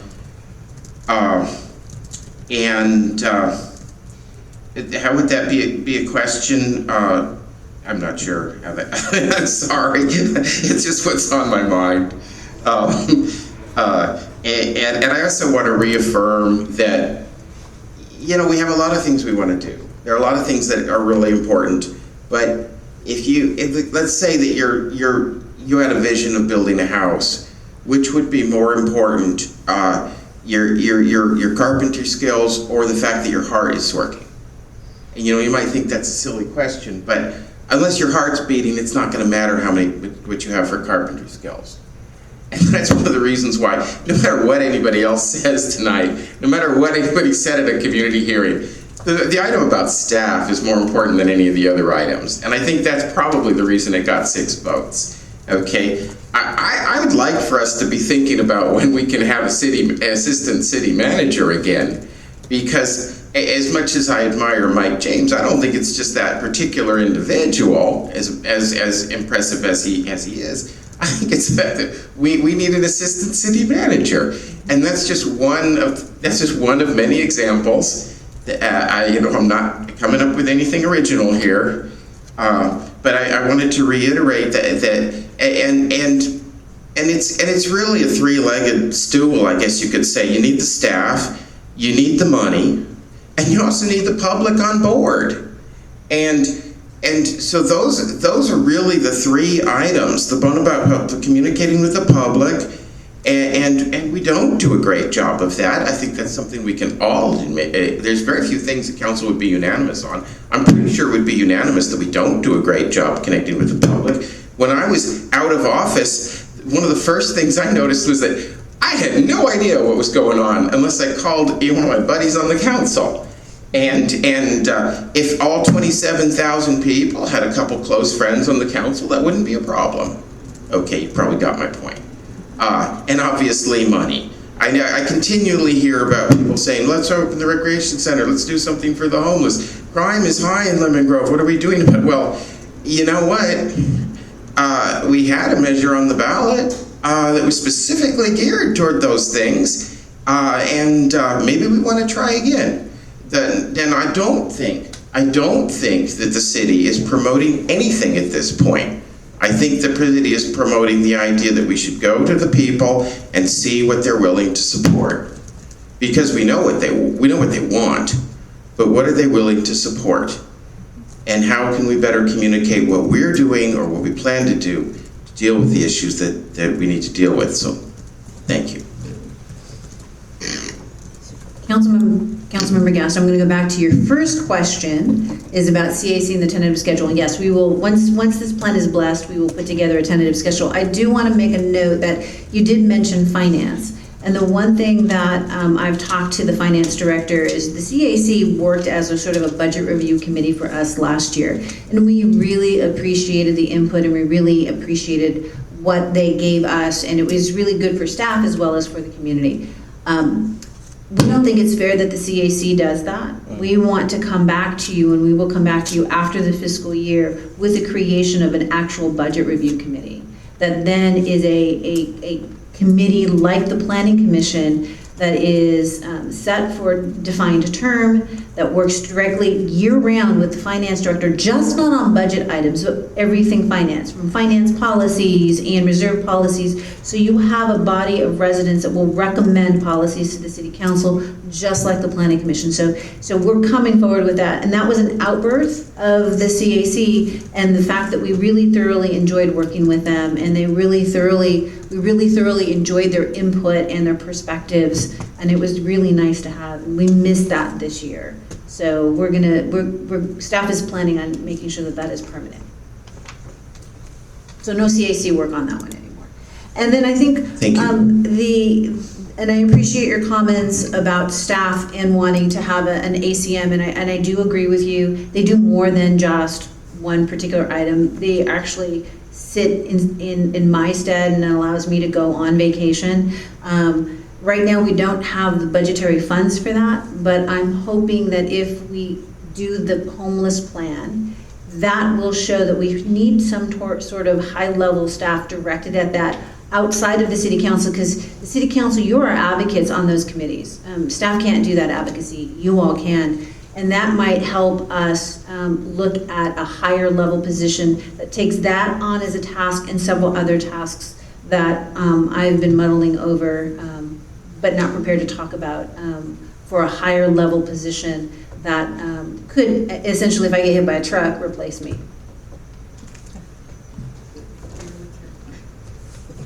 And our city manager will not be hit by a truck. I just wanted to put that on the record. But also, I appreciate the opportunity to see the highlights of our process that involved community, staff, and the elected leaders. And so I don't have any questions at this time, but I will do a second round of questions and comments. 2 questions per elected official, and I will start with Councilmember Mendoza.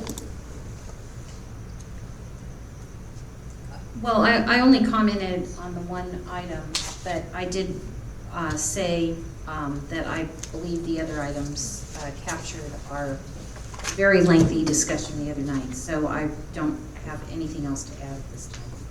Thank you, Councilmember LeBaron.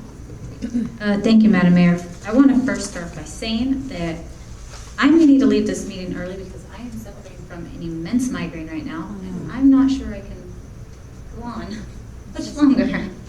My head is hurting, and the migraine is kicking up. So,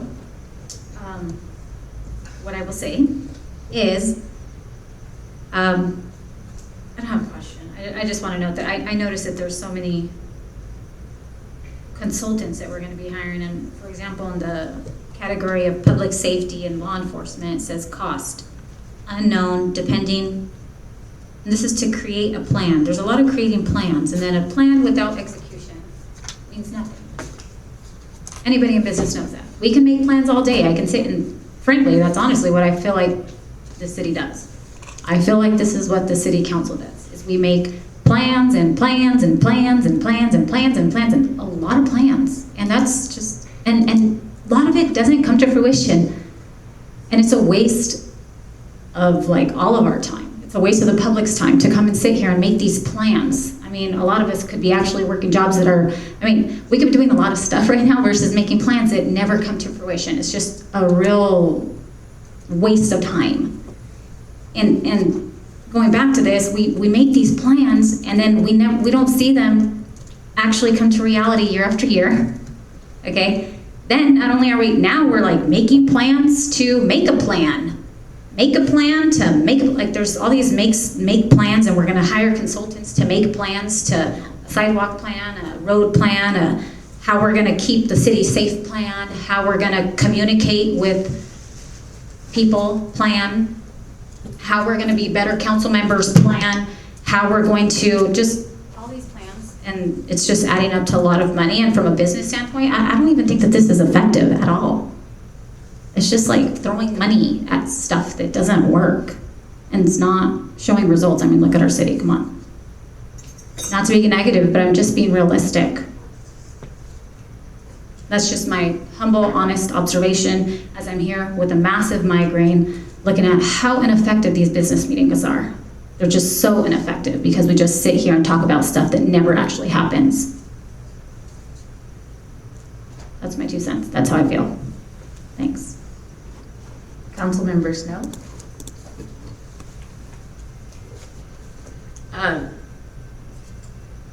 I know it's difficult to put money towards making a plan, and I agree that once we make plans, we need to have the follow through to make sure that we get these plans into place. I know like the climate action plan has kind of sat there on the shelf for a while, and so we do want to make sure that we're executing on those plans.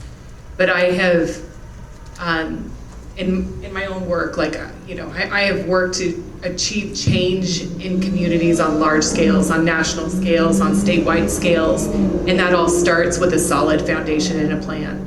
And so what I want to make sure is that we do have those plans in place. So I support the plans and the idea that we should hire people who know what they're doing to be able to help us draft those plans.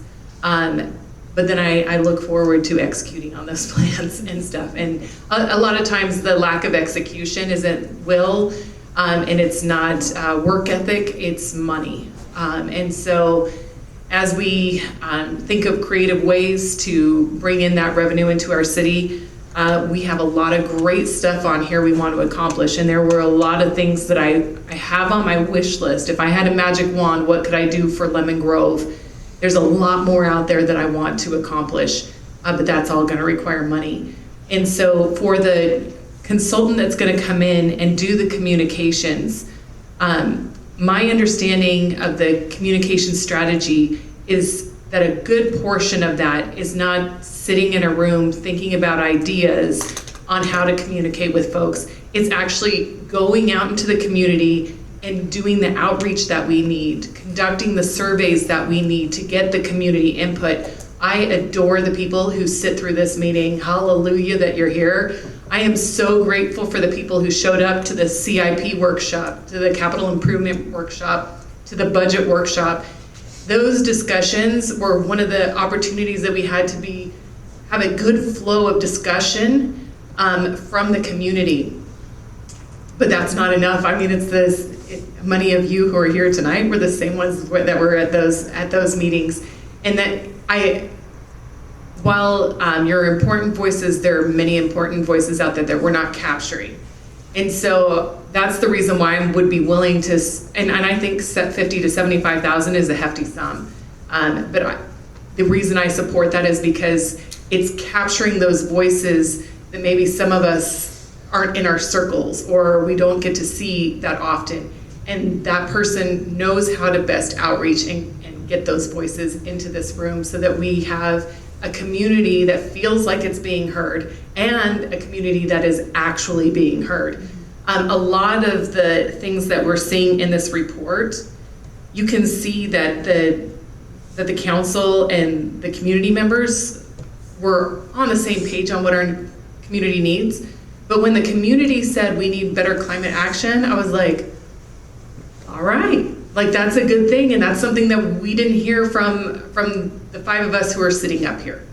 And while we all enjoy a nice climate, it hadn't hit my priority list. I'm, you know, on the level of needs, where are we at? But I agree, like if we don't have a planet to live on, it's like the heartbeat. If we don't have a planet to live on, it's not going to do us much good. And we have to be good stewards. But that came from the community participating in this process, and we really need to be able to do that kind of outreach to be able to achieve that. So I'm eager to see that. I agree with the prior statements about the need for staffing. And then I'm really excited to see what we can do with that senior center. I want to see it revitalized and become a hub of our community, especially our, you know, I would say Gen X is coming up on it. And so it won't be too long, so I want some cool place to hang out when I hit that stage. I'm enjoying being a new grandma at the moment. So those are my comments for this. Councilmember Snow, I definitely appreciate it, and you did hit on an issue.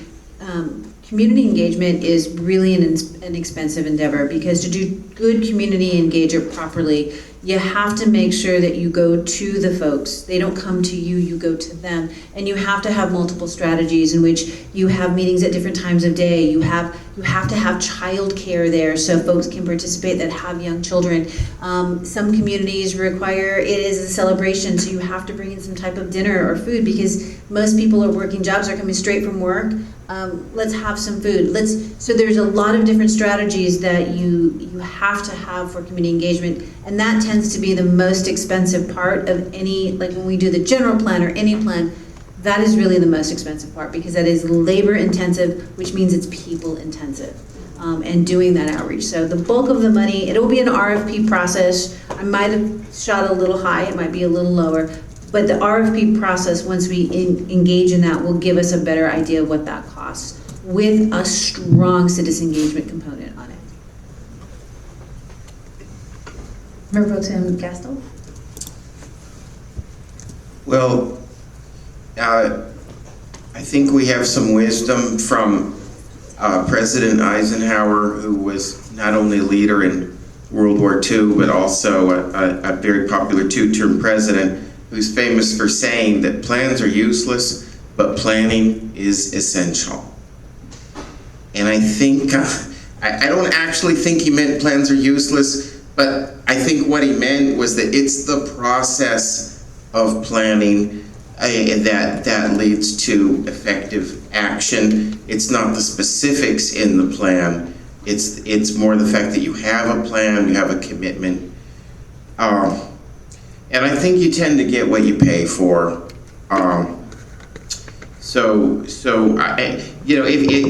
If somebody suggested that half of the money, go to a plan and the other half be, I would oppose that. But if it's a real, in the scheme of things, things like our sidewalk plan, a public communication plan, I think that the resources that we spend addressing the problem directly are going to be a lot more than the resources we spend making the plan.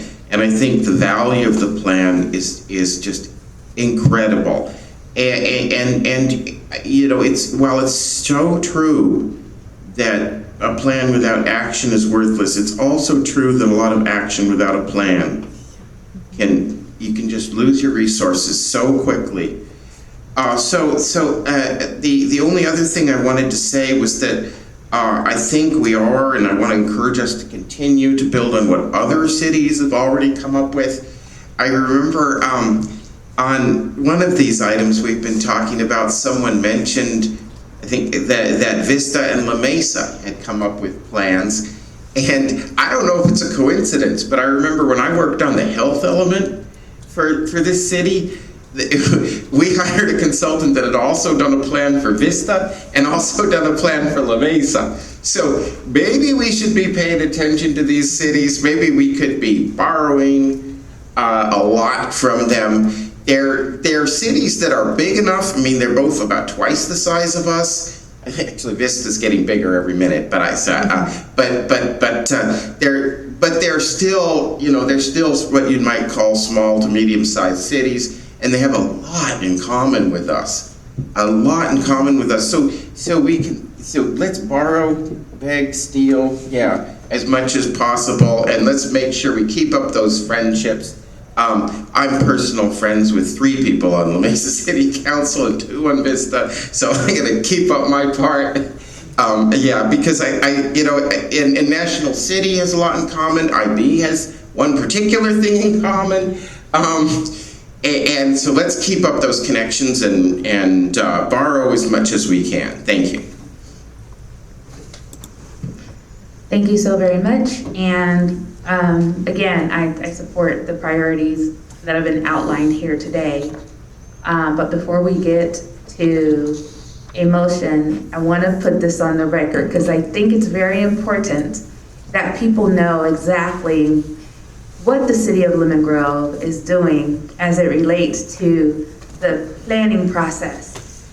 Plans in government are necessary because what those plans do is it sets the city up for success when it comes to applying for grant funding. And as a government agency, if you do not have a plan in place, then you cannot actively compete for grant funding from the state level, from the federal level, and from the local level. And while it may not seem like it's a worthwhile investment, the return on that investment, that upfront investment of creating a plan, can net dollars in terms of results to support projects and programs and initiatives in every area that can improve our quality of life. So that's the true value of a plan to the city. And moving forward with creating these plans, and even if they're on the shelf, when the time is right and funding is available, that will allow staff to apply for that funding and hopefully secure a grant to support various initiatives. So I just wanted to clarify that is why it's so important to have plans, even if they're on the shelf. The other thing that I want to clarify is what has been taking place regarding homelessness in the city of Lemon Grove. First of all, I would like to say that, number one, homelessness is not a crime. And I find that it's often too common for individuals to try and criminalize homelessness when it is not a crime. The city of Lemon Grove was the city in East County that stepped out and said, hey, let's work with our East County cities to form a memorandum of understanding between La Mesa, El Cajon, Santee, and of course Lemon Grove. That memorandum of understanding was established, and that allowed us the opportunity to engage with the county on real solutions. During the COVID era, we were able to prioritize some of our funding to start a homeless outreach program.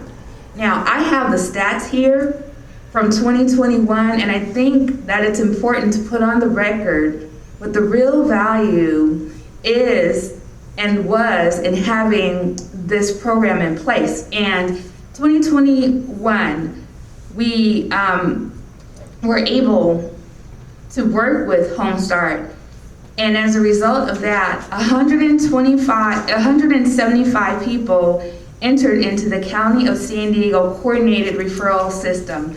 125 were provided with DMV-issued California identification cards. 325 were given care packages.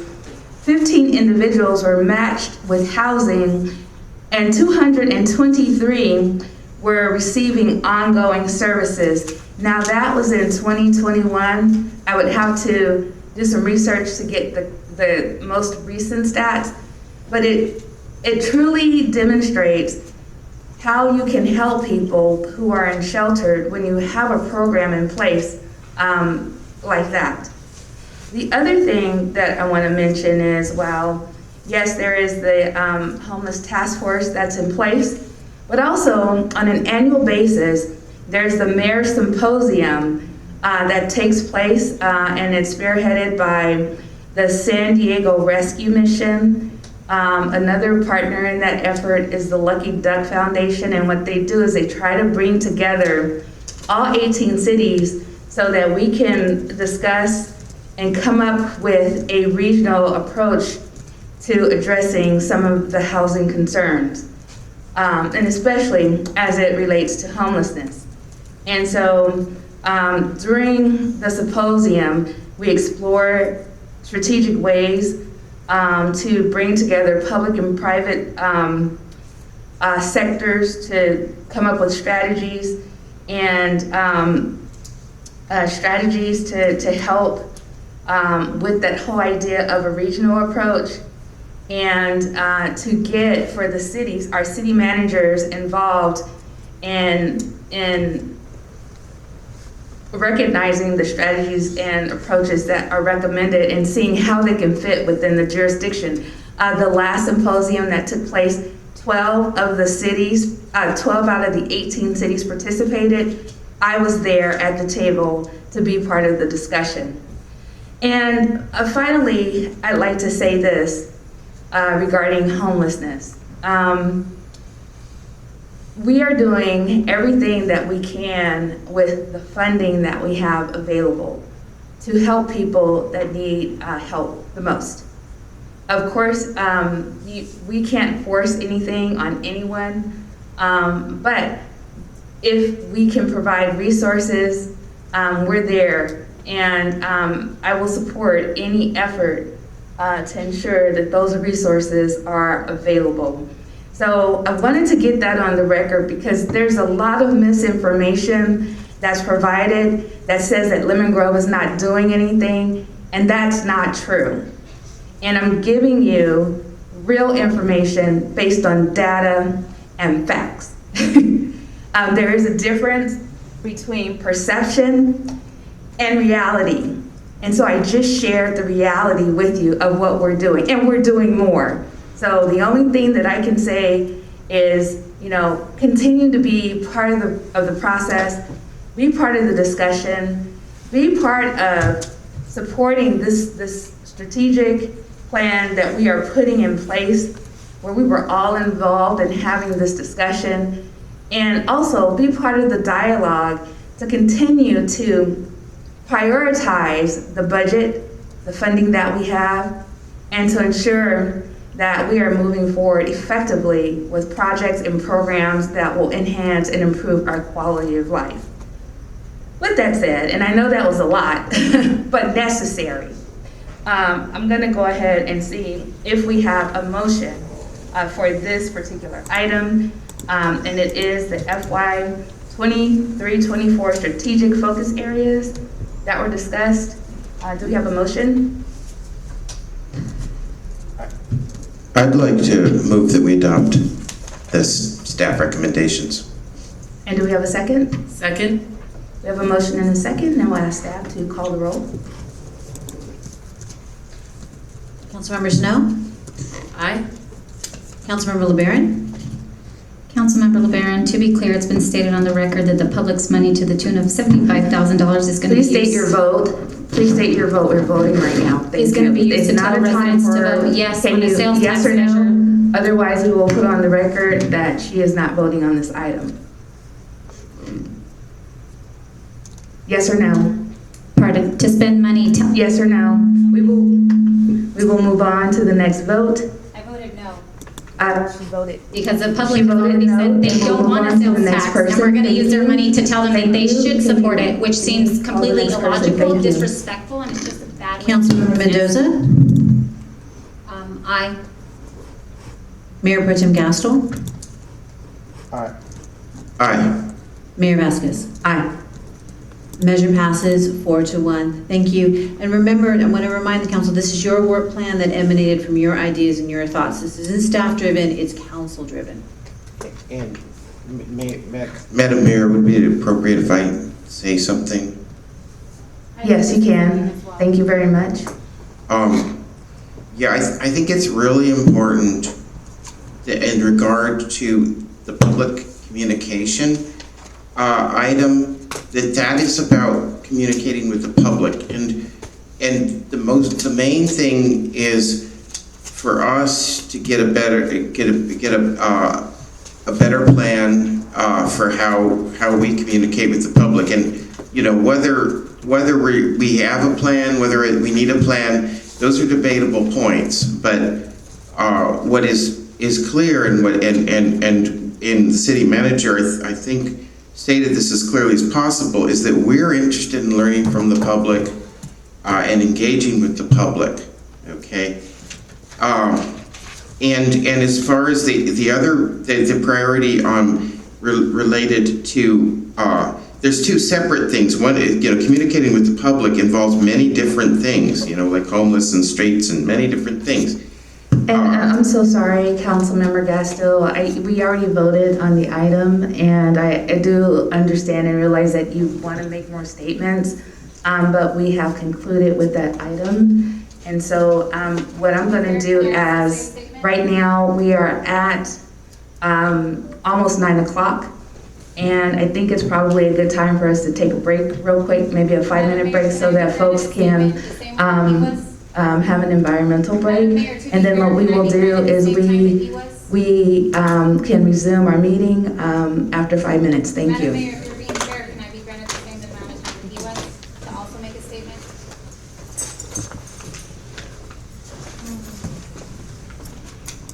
So if we're gonna let other electeds continue to speak, while at the same time not allowing me to speak, you need to look from a perspective of a leader who leads these meetings now. When you let George Gastel speak but don't let me speak, that makes you look like you're unfair, which it's your job to make sure that these meetings are fair. Thank you for your wisdom.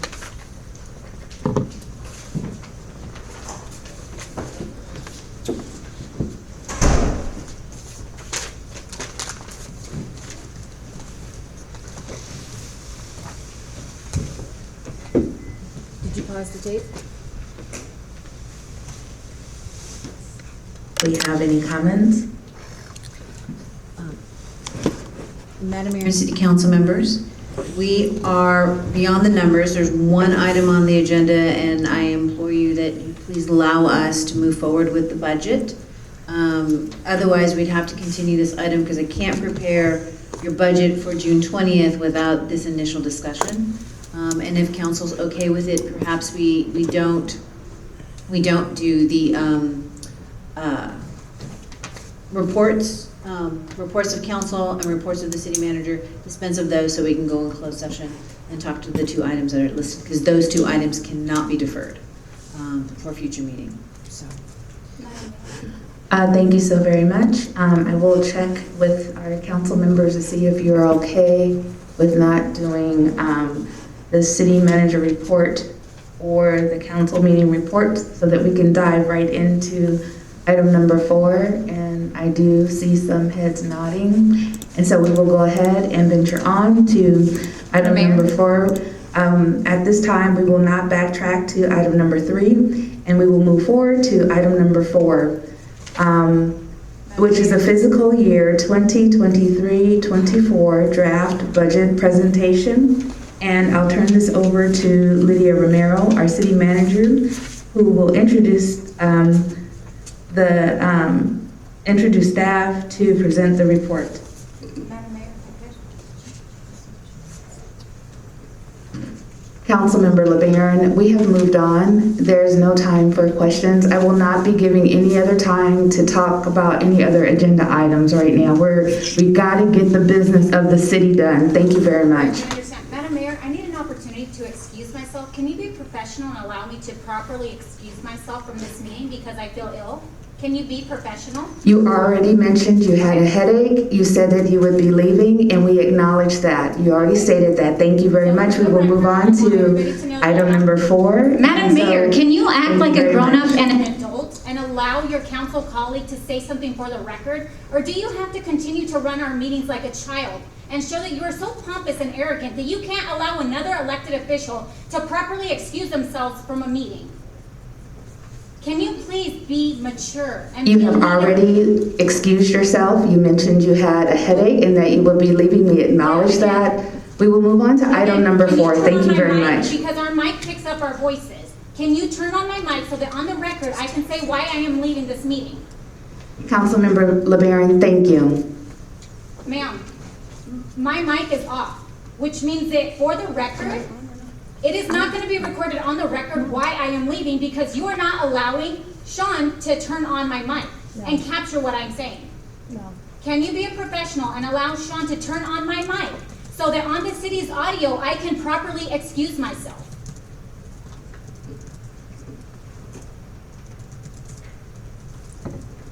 We have acknowledged that you are leaving. It has already been acknowledged. It was stated on the record. We would like to proceed with the business of the city. Thank Madam you. Mayor, you are an extreme child. You run these meetings so terribly. You should be embarrassed about the way that you conduct yourself as a female leader, as a mayor, that I have to sit here as your elected council colleague, having to beg you that you allow me to state why I am leaving on the record. You We should will be take a ashamed of 5-minute yourself. break so that Councilmember LeBaron may excuse herself. She has a headache, and we will allow her time to leave the facility.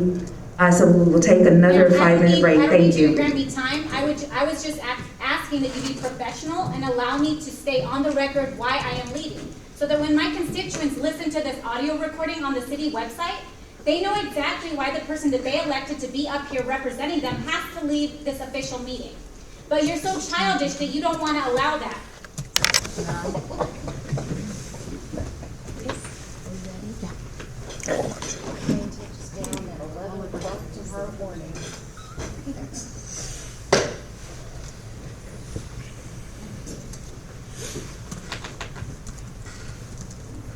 We will now resume our meeting, and it is 9:12. For the record, Councilmember LeBaron left because she has a migraine.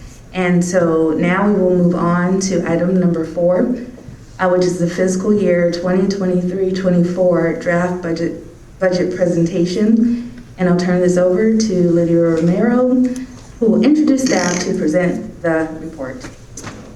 Thank you, Madam Mayor and City Council members. We'll try and make this as fast as possible, but this is your budget for the fiscal year, so please bear with us as we go through the items. We'll skip over some of the stuff that you've already heard, but we want to make sure that you're fully aware of what we're doing. This budget is accumulation of a lot of work that started in January. I'm going to turn it over to Mr. Ware. This is actually a first budget for a lot of our new staff members here in Levin Grove, with Mr. Morgia being one of them, and then leading our CIP discussion a couple of weeks ago. So primarily, you'll see the three of us worked largely on this budget, and I will hand it over to Mr. Ware to start the presentation, and thank you for being here and having such a long day. Thank you, Ms. Manager. Mayor and council, thank you for having us. 1 second, we can't hear you. It's on 10 now. It'll be green. Can you test the mic? Test. You're on 10. Try it again. There you go. There we go. Thank you for that introduction, Ms. Manager, Mayor and council. Thank you for letting us come to you today to bring you your draft budget for the next fiscal year, 23 and 24. So tonight, basically, we're going to go over some stuff that was previously talked about in both the workshops, the budget process, the budget basics, general fund projections, fund reserve projections, the sanitation district, all the other funds that we have, and some changes that are coming up into the budget book. A lot of this is review, so I will go as fast as I can since it's getting pretty late and focus on the numbers. So we started the process off in January with staff. We did the budget revenue workshop with council and as well as the priority workshop with council, CIP workshop with council, and tonight we've got the presentation for the draft budget, and next meeting actually should be the 20th, not the 21st, for budget adoption. Budget basics. General fund is our major governmental fund. This is our day-to-day fund. We talked about this before. It's subject to all of the discretionary monies that council has authorities over. It's also structured to where we do have contractual obligations that are part of this budget, which is the sheriff's contract. We have the Fire Association labor agreement as well as the ASME labor agreement. The Fire Association negotiations are still in progress, so there's no inclusion of any funding from those negotiations yet. The ASME labor agreement, this is their first initial negotiation setup, and so we have nothing from them as well. So nothing compared to the labor unions are in this current budget. And then finally, we also have all of the CalPERS retirement and medical that we have to contractually obligated for. So on the revenues, on the overviews, as you can see, this is the 23-24 revenue projections, where we get 39% come from the sales tax, 19% from the property tax in lieu, and 20% from property taxes. So we're looking at pretty much, what, 70%? Over 70% of our budget is actually from taxes. We were trying to diversify that, and council has been doing a good job with that moving forward, but that's where our funding sources are coming from.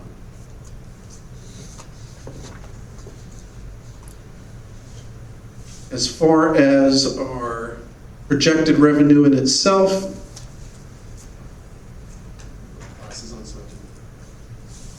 see what we're doing here.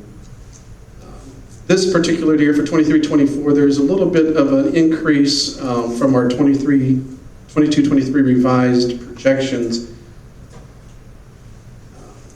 And as you can see where the money, again, like I said, where it's coming from, get to the next slide here, is these are the projections that we're going to be having as far as where we're at. The sales tax, which is by far our largest at this point, is almost 7.1 million. And again, that's about 4 to 6% above last year's projections. We worked with HDL on all of these as well, so we've got a pretty good idea that this is a good number to start with. And again, just like last year, if things change, we'll come back at mid-year, give the updates and the adjustments as far as that's concerned. We're still saying conservative, like we talked about in the workshop, due to the fact that the economic factors that are still out in the world that haven't yet been realized. So we got lucky in that they came up with the ceiling debt change, so that that helped us a lot, because that would have probably destroyed our sales tax revenues. Our property tax and lieu's pretty much steady. Property taxes are steady. We have had in the past couple of years a sharp increase due to the low interest rates. That is now tapered off. We're back to our standard 2% projections based on what's allowed for increases. On your other taxes, that pretty much includes everything else other than property taxes and sales taxes. Fire department fees, development fees, community service fees, those are primarily all self-sustained within the departments themselves, covering their costs. So those are more of the cost recoveries for staff services. Fines and forfeitures, traffic tickets, administrative citations, those. And then your other revenue is everything else that we get in. from multiple different sources going into the general fund. So as you can see, what we're looking at for the year is $18.7 million, basically, is what we're projecting revenues to be in for next fiscal year. Again, that is up just about 4% from the revised 22-23 estimates that we just showed you at mid-year. Sales tax, again, 39% of our revenue. This is the most volatile of our revenue sources based on market conditions. We've talked about this in all the different workshops. Our businesses, they don't have a never-ending growth, so and inflation and other economic impacts which are not yet realized can affect these numbers. We are keeping an eye on it. If things change, we will let you know, and we won't wait till mid-year if it's that bad. But I don't think it is now that the debt ceiling is gone. Everything seems to be turning to a standard status quo. We do use, like I said, the HDL to help us with the projections. And so we are going with basically a smaller projection as far as that is concerned. This is a small chart that's updated from the workshop where we had the last year's Q4. Now this is this year's Q4. You can see we're pretty much the same as it was before. Auto and construction are the two highest. Those, again, are starting to slow down a little bit, primarily because there's no parts, there's no vehicles, and construction in itself is starting to slow because money is no longer inexpensive. We've talked about this at pretty much every budget meeting, where your dollar goes and what it is, and basically we receive 12 cents out of every dollar. Mr. Mayor, I'm going to interrupt you. Can we go back a slide? I want to point out something on the HDL. So if you look at the HDL, there's three numbers on the top, a 6.1, 6.7, and a 4.7. The 6.1% is our number. So this is our performance of sales tax from fourth quarter over 21 fourth quarter. So we're 6.1% higher. The county is 6.7% over the same quarter last time.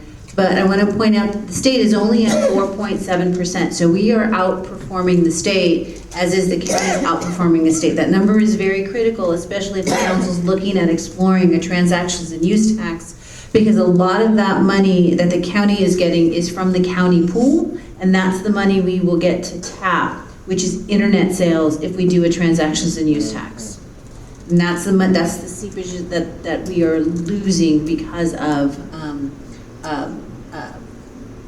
not having a brick and mortar business in town. So, and as you can see, and this is sent to the council, and these are publicly available in our lobby. These are really pretty much the only publicly available sales tax data that I can share, because by law, sales tax data, if you're smart enough, you can figure out the sales of an individual company if you know their sales tax number, because most cities get 1% of Bradley Burns. So by law, it is restricted, and myself and Mr. Ware are the only two employees that are allowed to look at the raw data. But as you can see, most of all of the second quarter of Q4 outperformed Q4 of 21. And so keep that in your stratosphere as we are considering a transactions and use tax, because this will be a direct reflection of it. I apologize, Mr. Ware, I wanted to make sure that I brought that to the council's attention. Thank you, Ms. Manager, I appreciate that. I kind of missed that out of my staff report. I apologize for that. Thank you for catching it. Moving forward on to, we get 12 cents out of every dollar that comes in as far as the property taxes that are paid. So it's a very small portion of what we do get. And that hasn't changed year after year.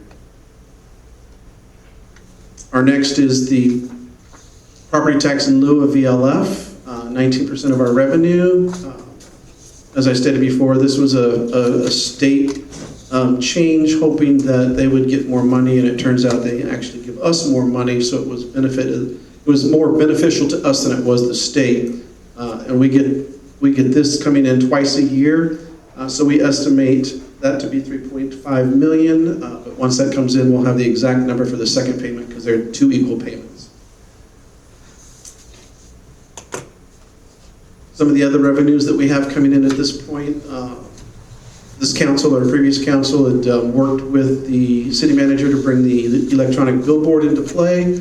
It's been up and running for a year now, and we are getting about $325,000 a year this year, and there is an escalator built in that for the next 19 years, so we'll be getting about 2% more each year from them on that.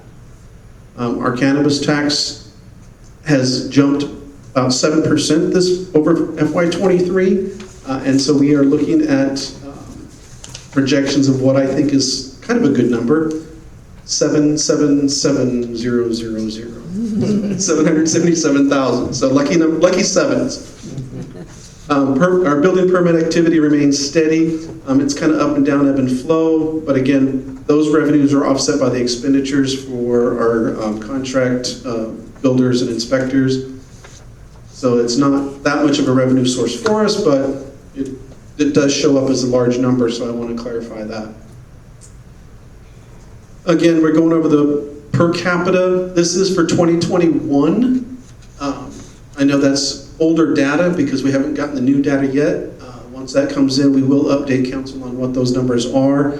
But year after year, it still hasn't changed. Lemon Grove still provides the same city services as all other cities at a lower per capita rate than any other city in the East County area. Where are we at on expenditures? Basically where we're at this point, looking at the consolidated expenditures, 38% is coming from the general fund out of 100%. So as you can see, we actually reduced it by 1% from last year. So those revenue streams that we are diversifying is starting to help a little bit to bring down that dependency on the general fund itself. We've also included adding additional grants, doing those types of things that council has suggested. So we're looking at diversifying that income. We're also getting more from Transnet, sanitation, and the lighting district. So we're doing the best we can to help get that out there to stabilize us a little bit more across the board. On the expenditure sides, where are they coming from? Administration. I know this is a little chart to just kind of show you where it's at. Public safety is at 39, fire is at 34.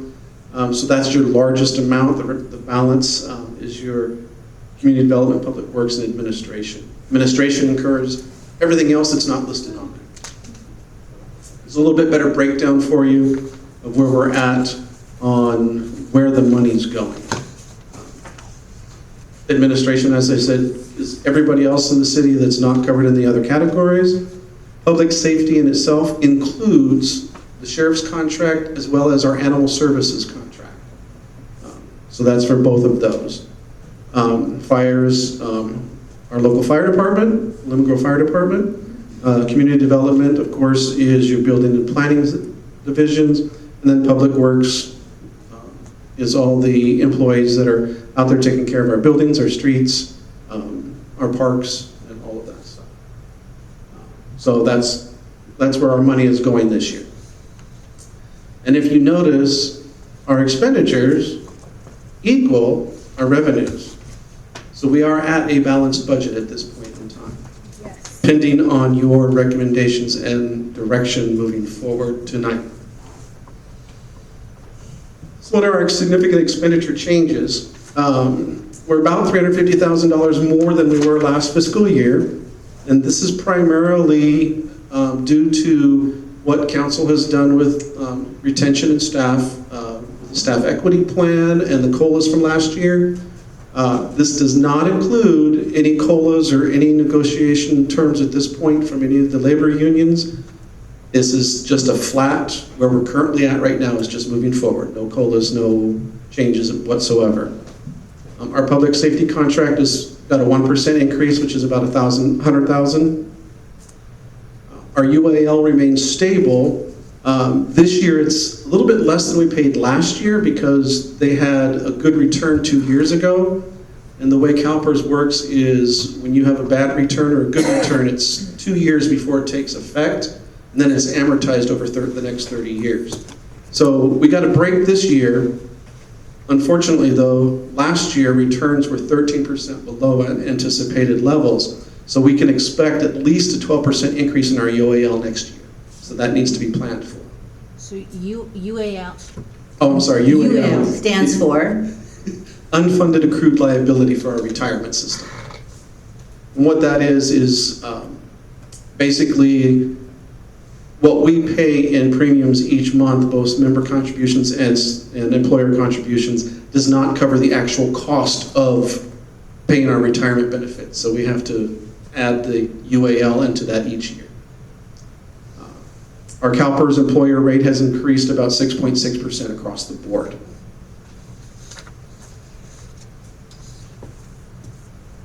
So where are we at on what budget requests are included in this particular draft budget? Based on the workshops, the CIP workshops, and the goals and objectives workshop, we talked about, and Mayor and Council has asked staff to look at adding staff to the complement. So what we have included at this point in finance is adding an account clerk to assist with lower accounting level and some data entry, as well as helping with the budget and some front counter duties with licensing and business and animal. And adding an office specialist too. This is going to be a part-time, well, be a full-time position, but it's split between finance and development services so that each of us will have an admin person that will be able to help us with the stuff that we're not getting to at this point. On the community services side, what we're looking at is adding a community service specialist, and where this is at, I'm going to ask the Ms. Manager to discuss this a little bit and the rationale behind it, because I missed this kind of part. Thank you, sir. And I oversee community services, so it's appropriate for me to talk about this. What we're proposing to the City Council is adding a community services specialist position. The current complement right now of community services is a community services specialist and a community services assistant. I've got two bodies to do all of the special events, the daycares, the rentals, both long-term and short-term, of all of our facilities. What I am proposing is creating two community services specialists that share that, and one will be more focused in on our enrichment program for youth, day camps, and then one will be focused in on special events and long-term rentals. The daycare will be short-term rentals. So it became very apparent when we had one of our employees go on modified duty that they were actually one person was doing the work of three. And I needed to make sure that there was a good work-life balance and that we weren't over-tasking and overworking our employees so that they get so ill that we have to put them on modified duty. So I'm asking to have that extra position so that community services will now move to 3 full-time staff people, with 2 community services specialists and 1 community services assistant. And they will still be in charge of the complement they're doing. It'll just allow them to not have to work, especially in the summer, almost a 20-hour day, starting at 6 a.m. and stopping at 11:30 or 11 o'clock p.m. Your management. So that is the request from the Community Services Department that is under the Administration Department. Thank you. Next, under Public Works, we are looking at adding, truthfully, this isn't really an add, it's changing from a Public Works Secretary into Administrative Office Coordinator, taking over the administrative functions for the division, adding a crew leader for the streets, adding a 3rd streets technician 2, and adding a part-time maintenance service worker to assist the current ones, primarily in streets and facilities. What I can do is I'll have Mr. McGee give you a little bit more information on those so you understand what those positions are for. Thank you, Mr. Ware. So I'll first start off with the Public Works Streets addition of the staff members, the Tech 2 and the crew lead. And the addition of those two staff members serves two purposes. One, it's to help to address the day-to-day workload currently facing our streets, to begin to provide the service level that the city and the residents expect. Secondly, the purpose of the position is to create retention and succession planning. The crew lead position is would be a new position here in the city. Currently, there's no level between a Tech 2 and a supervisor. And the crew lead would serve as a de facto supervisor if the supervisor position is out. And really what distinguishes the crew lead position from the Tech 2 is doing more advanced day-to-day work, strategic planning, leading the crews on their work plan, which currently is not described or reflected in the Tech 2 position. Our crew members, aside from our supervisor, the average tenure is 3 years, and that is not enough knowledge and experience to step into that supervisor role. And so the crew lead position is very critical for the long-term plan for streets. The maintenance service worker for facilities, that position is being recommended, one, to curtail overtime for our park closures. So facilities staff members overlap with our grounds. So there's three staff members there, but with park closures that happen on a nightly basis, weekend park closures, that is currently being filled by full-time staff members on the OT. And so the thought process would be that the MSW would help and serve those shifts.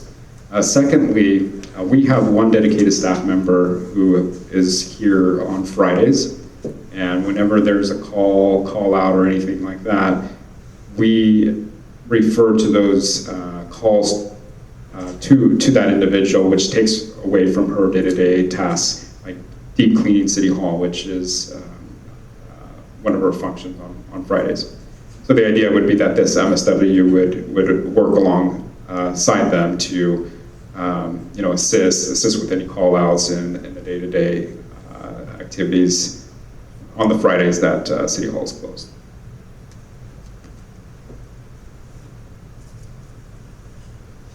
Thank you, Mr. McGee. So moving forward, general fund reserve policy. As you know, we are required, or by council directive, we do have a general fund reserve policy. Basically, it's 25% of our budget is expenditures that we must retain as non-usable in the event that we have some unprecedented situations that we need to spend money on that we're not budgeted. For instance, this year we had a major sinkhole. Luckily, we had the additional revenue that we could cover it without going into the reserves, but that would have been something that we would have had to use reserve funding for. At this point, we are compliant with that policy. The numbers that you see here, these reserve numbers do not include the actual fund, what we call Fund 6, our reserve fund policy, which currently keeps 25% in it.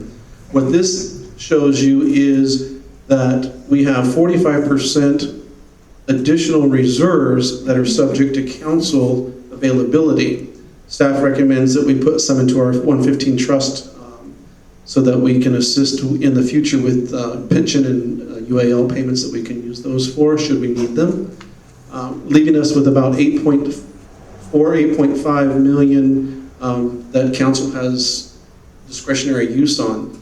But I do want to caution council that this is the $8.4 million that if we had a catastrophe or something happened and all funding stopped, if you remember from the audit, as the auditor told us that at this point, if all funding stopped and something happened, we could survive without any issues for 8 months. That's what this money is. So if council decides to spend this money, our months drastically reduce pretty quickly. So some people get concerned or with this, they're like, we have tons of money. No, we don't. We have money to keep us afloat for about 8 months, should everything stop.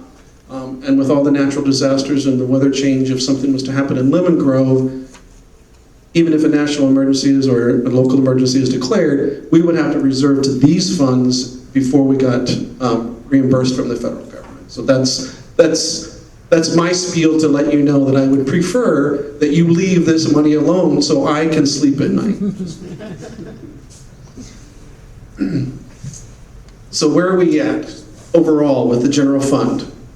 At this point in time, we have an actual balanced budget. Our expenditures are covered by our revenues. Currently, we still remain constrained, being fiscally responsible within the purchases that we are making, as well as the contracts that we are negotiating. And as a reminder, we still are the lowest per capita in the area as far as what we our tax base is concerned. Again, these are 2021 numbers. As soon as we get the 2023 numbers in from everybody, we'll be able to update this and let council know. But as you can see, we are still the lowest provider of services per capita. I should say we provide the same services at a lower cost per capita. That's what I meant to say. Our 23-24 projections, basically, as we said, our revenues equal our expenditures, so our fund balance will remain the same. This 14.5 million does include the reserves that we have, so the 4.5 million reserves come off of that, which leaves us the 9 minus the thing, which leaves us the 8. So really, we have about 8.5 left over in our reserves, general fund for discretionary use. This is one of my favorite charts that shows where we're at and where we've been going. And as you can see, we are still heading up, but we're remaining balanced. And that's the important part. We're not going into debt. Moving on to our sanitation district. Basically at this point, sanitation, again, is an enterprise fund. They operate like a business in that their revenues must cover their expenditures. General fund monies cannot be used within sanitation district. Sanitation district currently is in good fiscal health. Their expenditures are less than their revenues or anticipated revenues. As you know, we just did Public Works work together and got a new rate structure going that the council approved. So that is included in here with the new revenue projections.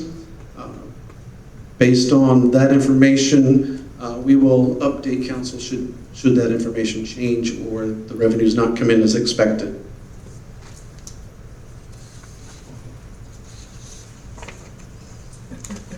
So as you can see where we're at for 23-24, as far as our operating budgets are concerned, revenue-wise, 7.4 million coming in, which is about 200,000 more than last year.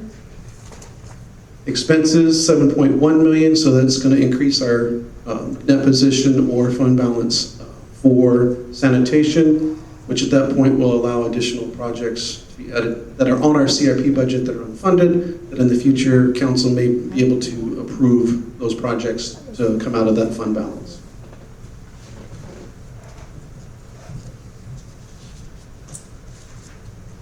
Basically, the operating categories that you see there for sanitation pretty much remain the same as they have been over the year after year. Where the projects are currently going at this point, on Capital Fund, Fund 16, this is a different fund, not the operating, but the Capital Fund itself. This year is $7.8 million in expenses that are anticipated. And basically what it is catching up all the previous sewer projects that were not able to get done in the past because of, we had COVID, then we had staffing shortages, then all of our contractors had staffing shortages, and so we're trying to catch up, and this is where we're at this point.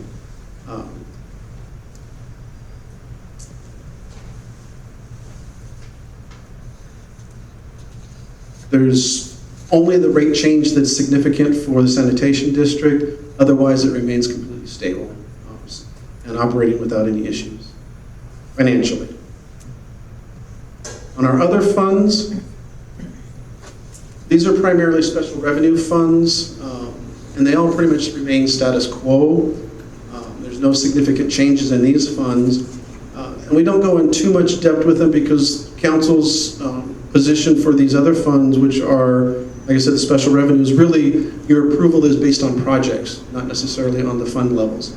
We get the revenues based on our projects that we submit to all of the grant agencies that give us the revenues for those. So based on what projects you approve, that's where these other fund monies come from. I know it's hard to see, but you do have this in the additional packet that I presented this evening, right on the front. This is a listing of all the different funds and where they're at. As you go down the right side, there's a few of them that you see are negative balances to them.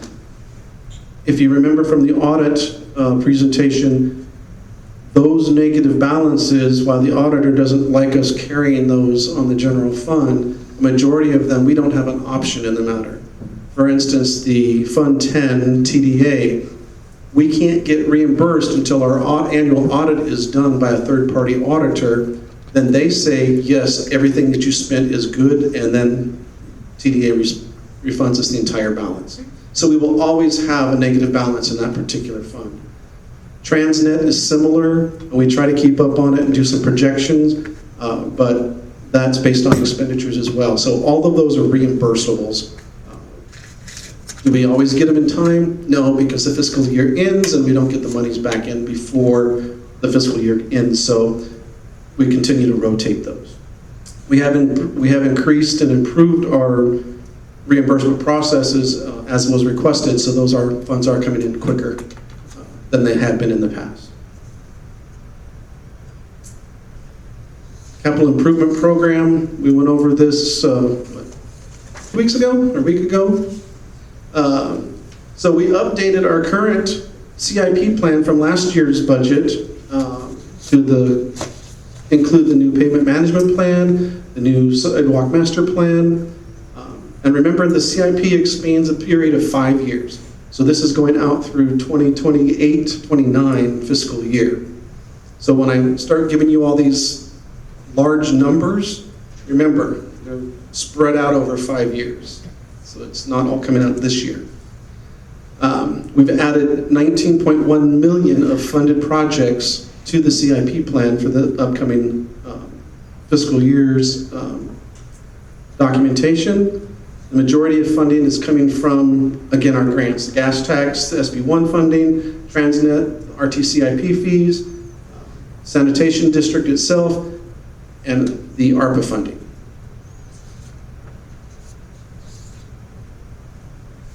Even though we started the project, CIP projects with the funded portion, we also have an unfunded project that we are carrying on the CIP. That way, one, we don't lose track of them, and two, based on available funding and priority requirements from the council, we would be able to fund some of those additional projects throughout the year. So we'll continue to carry those on our CIP plan as unfunded, and currently we have about a little over $53 million of unfunded projects identified. And we have put them all onto the CIP schedules, which are on the last pages of the edition that you got today. Our vehicle and equipment replacement program, currently we do not have one. We are a pay-as-you-go type of situation with that. So what we are trying to do, I've been working with Mr. McGee with Public Works, is we're starting to identify all the vehicles, what their mileages are, where they're at, what their statuses are, and start putting together a program that shows when, based on industry standards, when these vehicles, equipments, and such should be replaced, so that we can start planning for that, again, within our CIP or our operational budget, depending on what the requirements are. So at this point, I just want to let council know we are coming up with this, and we'll bring it back to you at a later date with what our suggested program is to make sure that we're following the direction that you want as far as our equipment and vehicle replacement programs are concerned. Joe, I'm gonna jump in. Mr. Ware, I'm going to jump in here. I want to just point out to council that we don't have an established policy to purchase vehicles. We don't have an established policy for office equipment, nor do we have furniture or IT hardware. So this plan is going to help address that. So if there becomes extra funding, fund balance, grants, we know we've identified what we need to replace and what we need and what the costs are going to be. For example, when we replaced these chairs, it took us 3 years prior to us getting the funding to replace the chairs in community development in the community center that is used by the public for both rentals as well as the public for our council meetings. And it wasn't until we had several people sit in the chairs and they break until we were able to suss out the funding for it. So I think it's important to put it as a priority, just like streets, just like sidewalks, because it is part of our city facilities. If we let our buildings crumble down around us, it's going to be 3 times as much to fix if we don't start repairing them now. I'm right now, because I am your CIO, I'm looking at the IT hardware, and our hardware is probably 15 to 20 years old, and we're going to have to look at replacing that. We've got laptops. As you can see, my laptop, this laptop is about 10 years old.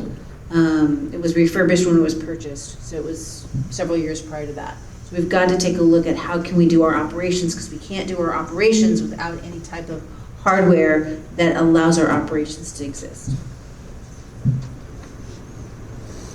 So I can't tell you how much we owe, but we are trying to get our arms around it.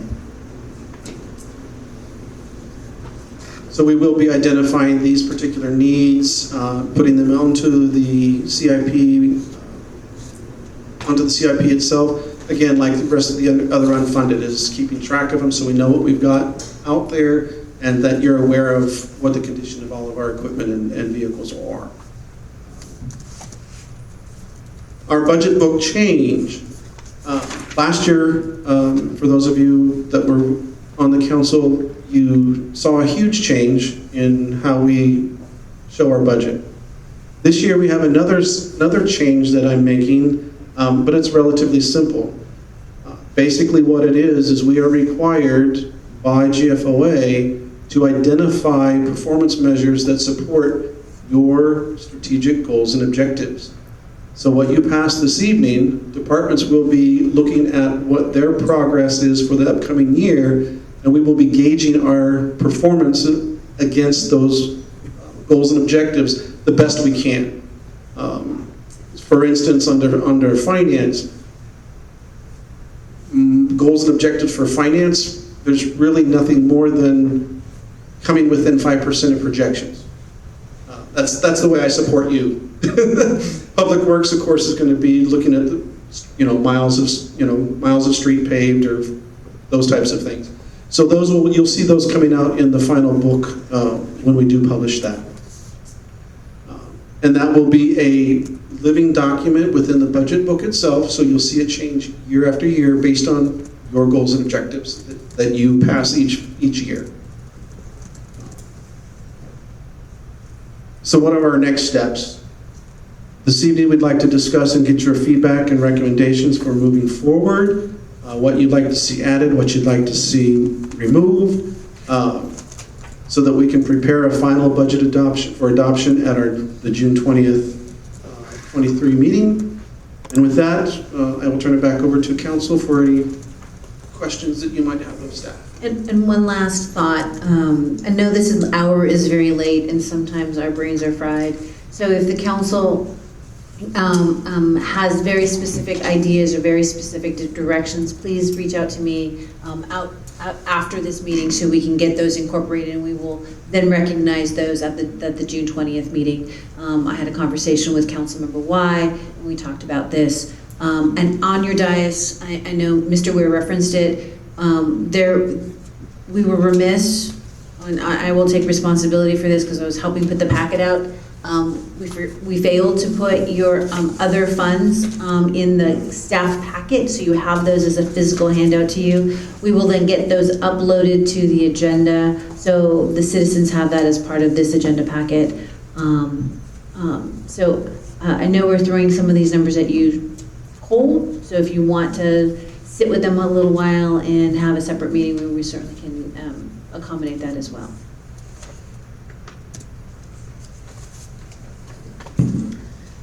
Thank you so very much, and I'm sure you'll probably get some comments from our council members. Before we go to the round one of questions, I'd like to check to see if we have any speaker slips regarding our budget. And we do not have any speaker slips at this time, so I will begin with round one of questions. Remember, 2 questions max, and I'll start with Councilmember Mendoza.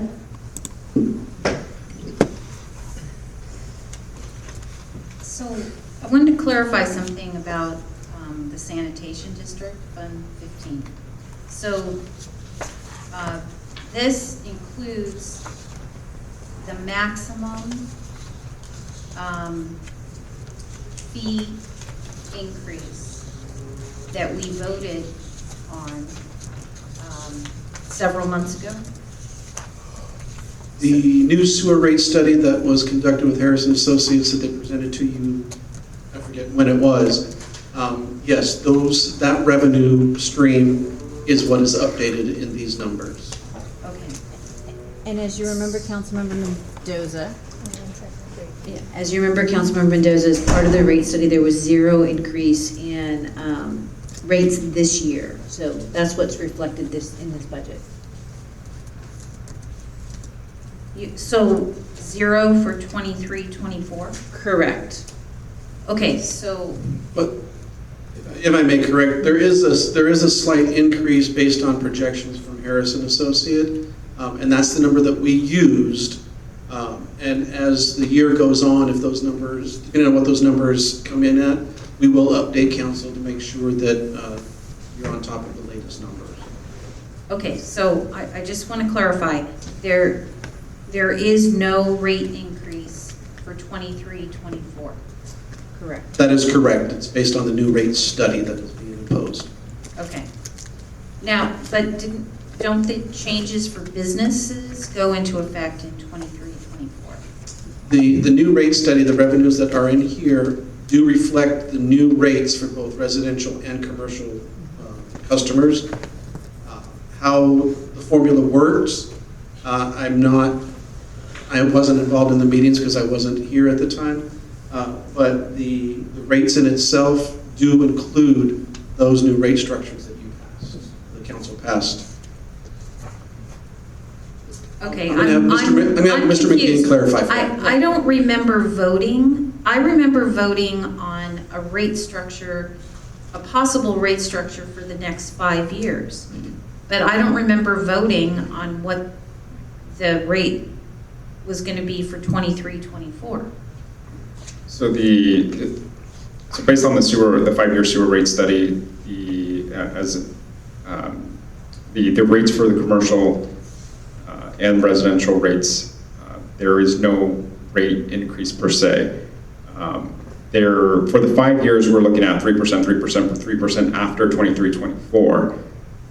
The rate structure within the commercial sector will change from a fixed rate of 600, whatever the EDU rate is, was $655 and 20 or 80 cents. So that's going into effect in 23-24. Correct. The hybrid approach will go into effect in 23-24. So residential rates won't see an increase.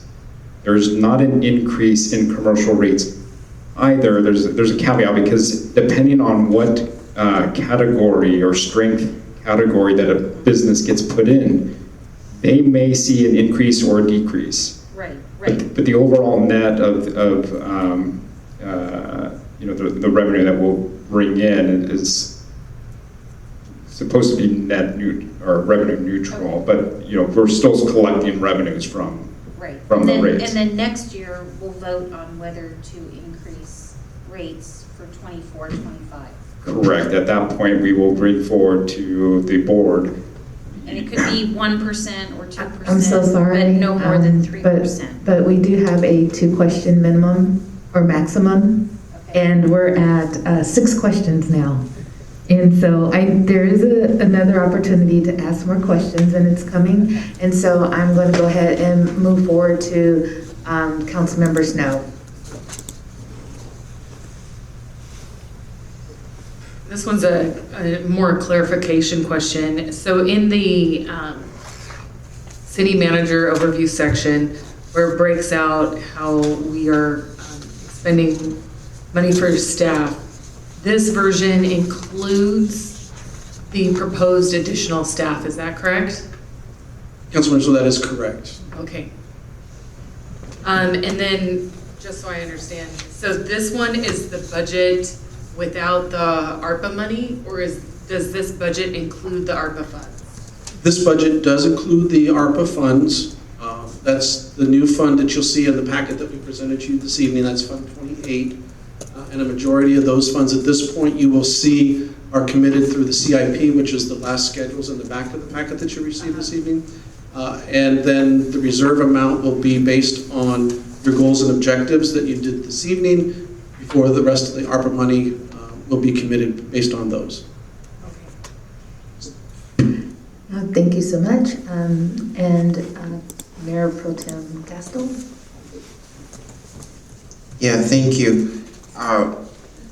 Yeah, this is a wonderful presentation, and I want to thank you again for the clarity and the wisdom that you bring. On the staff recommendations, I'm just really excited by the idea that we're going to get a lot more done, and that so much thought has been put into these positions. The concern I have is that if you asked me which is more important, adding staff positions or keeping the staff that we have, my answer will always be keeping the people we have. And so I think my question is I know you can't answer this, but maybe you'll want to try, or maybe the city manager will want to try. Do you feel like we're doing what we can to keep the people that we have? Because I'd rather put money into keeping the people we have, and I don't want to create positions that we can't fill or can't keep the people that are in them. So maybe you can let me know what's the thought process for identifying how many staff positions we think we can add, while also doing the things that we need to do to keep the staff. So let me attempt to not do the numbers, but do the sort of general overall for the staff. I have the privilege of reading everybody's exit interviews that are done that leave. And the predominant theme is lack of promotability, lack of promotability, lack of promotability. Folks cannot promote. The second item that most people leave is because they feel overworked.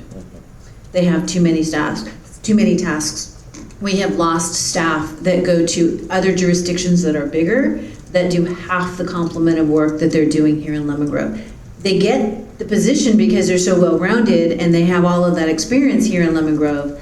However, it starts to wear and tear on them when they're overtasked and they're feeling overwhelmed that they can't do the position, which is largely where the idea of the community services specialist, splitting that one person, does all day camps, all special events, all long-term rentals, all short-term rentals, ameliorates any concerns. So I have to split that position so there is some sort of work-life balance. So I think if you look at the staffing complement, we were very conscientious to make sure that we had some promotability within, and also allowed an employee that started, again for Public Works, started at say the MSW range, can move up to a Tech 1, then can move up to a Tech 2 if the council approves it. Now they can become a crew lead, get some raw management skills, and then eventually promote up to a sanitation supervisor. We would love to have that train. We don't currently have that. where we're relatively flat. When I walked in here in 2016, we were really, really flat. We are starting to create some promotability levels, but I think that will help us with the retention aspect of it. Again, and that's just reviewing the exit interviews as to why they leave. They love being here, they love the work, they love the people, and quite frankly, even the money is down on number 3 or 4. Money isn't the prominent aspect in why people leave. It really is they don't have promotability or they're feeling overwhelmed and overworked. And if I may add to that a little bit, especially from the financial side, it is that majority of the positions that we have been the same positions that we've had probably since 1977 when we incorporated. And basically this is part of the first attempt at reviewing our staffing needs and trying to adjust to what the future holds. So in the future, you'll probably see some additional requests from us, but this is our first swing at helping relieve some of the issues that we're currently feeling. And I have another one? Yes. Oh, excellent. Yeah. Excellent. You have one more. I'm going for a low score. My other question relates to that one number that I keep in my head is that it's not really a number, I guess, but that we lost roughly 1/3 of our staff during the Great Recession. And I've been telling people that we still haven't hired back the people, replaced the people that we lost during the Great Recession. I should have asked you this earlier so that you'd have time to research it, but maybe you have some insights. Are we getting closer to bringing back the kind of staffing that we had before we lost roughly 1/3 of our staff? I mean, where are we in the bigger scheme of things? We're about the same as we were when we lost the staff at this point. And primarily, again, as we've talked about, is the turnover just continues because of the situation that the city manager just described. So when we replace these positions, then these ones go away, and it's around and around. It's just like with my shop right now. I'm it. I mean, I lost 3 people in 2 weeks. So, your finance department is me and a couple of temps that I was able to get help with payroll and stuff. So, no, we haven't gotten back to where we need to be, but not because we haven't tried. It's just because turnover is just continual. So that's where we're at. There's one department that actually is at its optimum, and that is the fire department. And we're fully staffed in fire department, so they're all set and they're all whole. Thank you so very much. I just want some clarification regarding the addition of 19.1 million of funded projects and then the 53.3 million of unfunded projects. What does that mean? And with that, the fact that we've added 19.1 million, what does that say? Does it say these are projects that will move forward? Will they be in design, construction, so on and so forth? Madam Mayor, basically the funded versus the unfunded means that the funded projects, we have identified a revenue source for over the next 5 years. So say for instance, project A, total cost, let's say it's $20 million, but you're gonna have $5 million out of year 1, $5 million out of year 2, $5 million out of year 3, so on and so forth until you get that. So it's the different phases of the different projects that we have going on.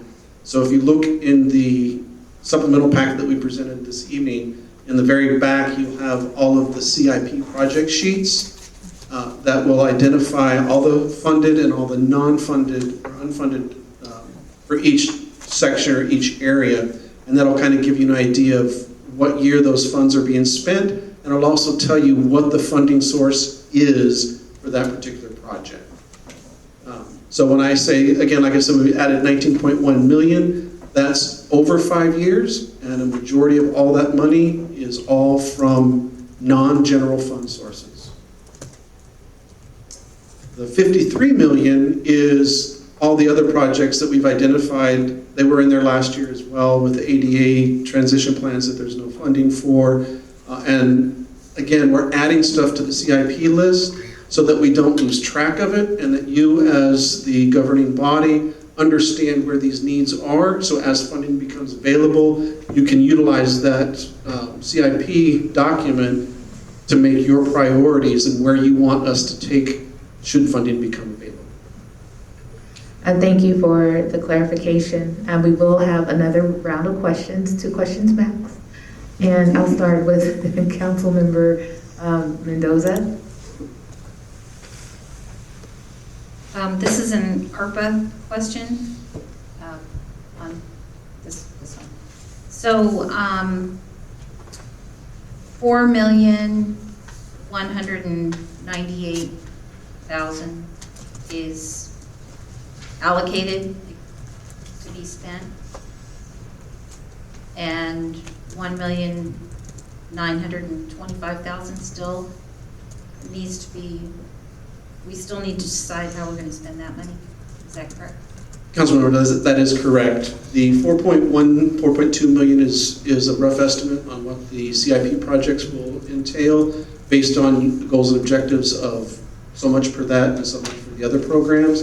So the 1925, 1.925 is what will be used based on your goals and objectives here this evening to help allocate those funds for the different programs that you have available. And I'll let Ms. Manager explain that a little bit more for you. Yes. So if you remember when we talked about your goals and objectives and the numbers, that's not included right now in the ARPA numbers, because I didn't know where the council wanted to go, and I don't like to presuppose your decisions. So that number will change on your June 29th budget, and won't be 1.9 million. It'll be something shorter thereof, or less, I should say, thereof. And then the last item, which I have not been able to finish and complete, is the employee revenue program, or the for ARPA funds, in which the council had blessed. I'm losing the I've lost sort of the name of it, but in ARPA funds we're allowed to give an offset for some of those employees that work during COVID, and so I'm working on that plan. Again, stealing from the city of La Mesa, but there is still some work that needs to go into it. And then I have to sit down with the 2 labor groups to make sure that they're okay with the plan, and that will be presented to council in the future. That was given direction to us months ago, but that will be coming forth. And so some of that 1.9 million will be used for that as well. And then again, Councilmember Mendoza, with the homeless plan, I don't want to deplete the entire $1 million, because I'm hoping the homeless, whatever strategies will come in, we'll be able to fund those with the $1 million or so that are left. Okay. Maybe that's something we could talk about, because I have some more questions. Okay, question number 2, Fund 14, Transnet, street construction, Connect Main Street, 2.5 million. Is that, that's from a grant?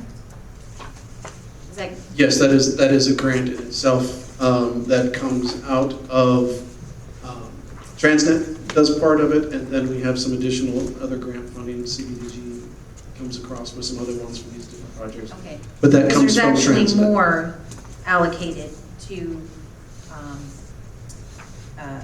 Connect Main Street. That is correct. There's multiple funding sources. It's just this is one funding source for Connect Main Street. Okay, and it's actual construction, not plans.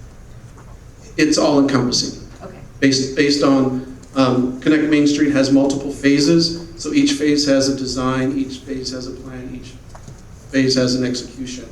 So It's just as we move down the street, each phase continues itself. Okay, thank you. Councilmember Snow? So my understanding is that the current version does not include cost of living increases for staff, and that we still have outstanding contract negotiations. And so right now, it looks like our budget is balanced. Will that unbalance our budget, and will we need those ARPA funds to cover those things, or how will that work? Based on what the negotiations come out and what council has decided or wants to move forward as the direction this evening, we will readjust the budget based on those numbers. And then the city manager and I get to sit down and decide how to rebalance based on your direction and what funding is available and what we can do to come back with a balanced budget for you. But you are correct in that it does not include any COLA raises for staff. It does not include anything that might come out of the labor negotiations for both the Fire Labor Union and AFSCME. And Councilmember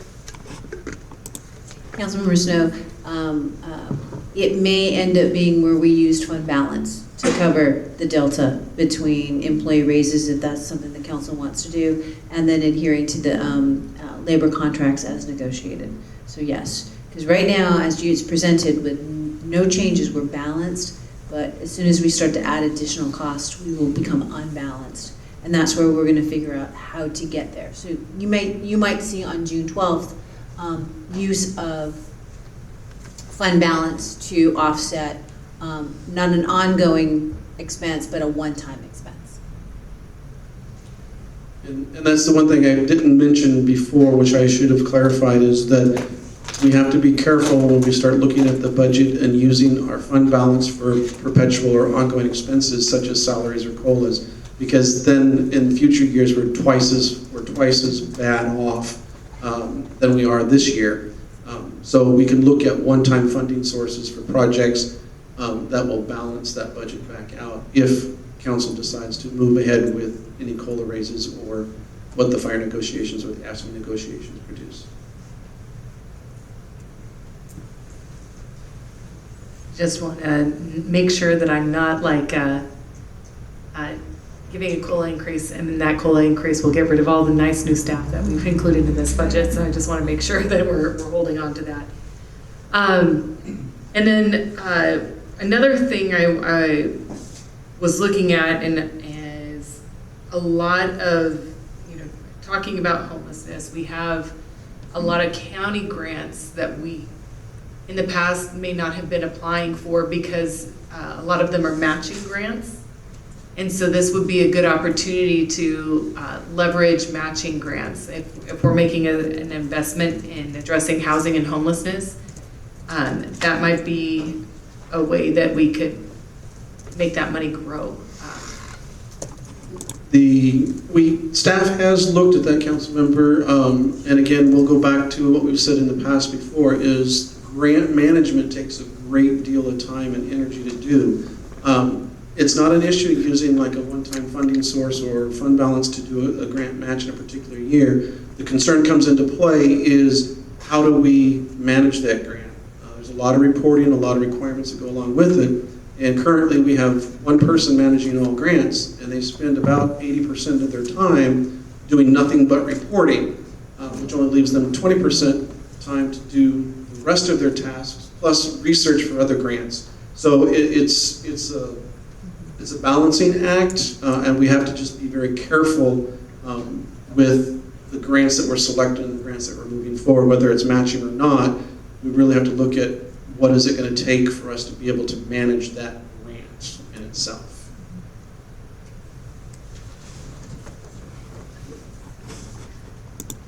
Mayor Pro Tem Gastel? I think I'm good. Thank you.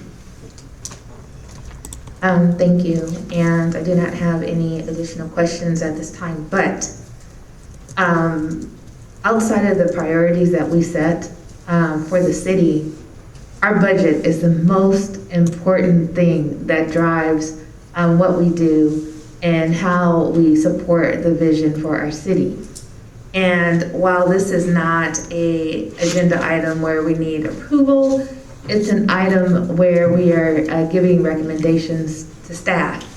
And because of that, what I want to do is I just want to check one more time to see if there are any other questions that you have or anything that you would like to say before we move on to the next agenda item. Of course, you'll have the opportunity to follow up with staff, but I just want to check in one more time to question next. And I'll start with Councilmember Mendoza. No, but I will definitely follow up before our next, because there's a couple things I'm not clear on, but I would ask probably too many questions. Okay, council members, no? I really appreciate having all this laid out in the hard work. I know how much work this takes, and I'm like, this is impressive. So I really appreciate the careful thought, and it does a good job of representing what the community had said that they wanted in our meetings and workshops, and what we need. And I am grateful for the amount of effort that went into realizing that. My understanding is that we have to use up the ARPA funds by, is it the end of 2024 or? 26. Oh, end of 2026. So this, but if we use up that remaining 1.95 million this year, then we won't have any ARPA for the next year. That is correct. We can obligate them. We have to obligate them by the end of the year, which we've obligated most of it. And I have till 26 to spend everything. Actually, April of 26 to spend everything. So that's why we were trying to get it all obligated for the infrastructure, because that's our largest ticket item and some nice money. And most of it is, you know, if you're not looking at the CIP or you didn't go to the CIP workshop, about $1.2 million is going strictly to streets under 25 PCI using ARPA funds. And that is a huge investment, because aside from the last 2 years in which the council did allocations of one-time funds of $250,000 and $350,000, this is the first time, I think, in the last decade that we've really had money to do on our most deteriorating streets. So, Yeah. But we're conscientious about the timelines. Okay, yeah, good. I was like, oh, maybe are we spending, it's like when I'm hungry and I go shopping and I just buy everything. And so I want to make sure that we're like spreading it out. So that's, I think it does accurately reflect where my goals are. Like I said in the beginning, I'm interested in making sure that in addition to our sheriff's department, looking at something else that would encourage you know, decreasing the temperature in our community, positive ways that we can try and decrease violence in our community.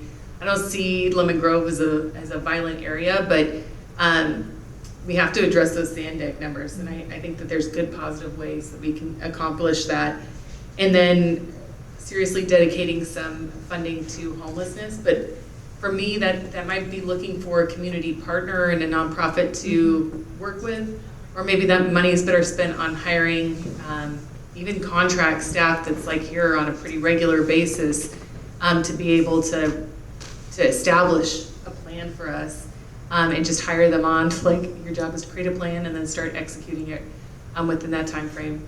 But I think that might be something where if they're our employee and they're here all the time, it's a lot more to have accountability. And we've been spending, my understanding is around $150,000 to $120,000 a year on homelessness. That might be wrong.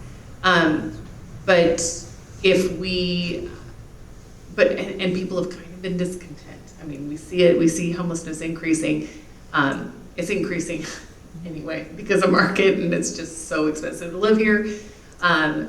Anything we can do though to like try and think of the most efficient way to get somebody in here where we can see results is what we're really looking for. Thank you. And Mayor Pro Tem Gaston.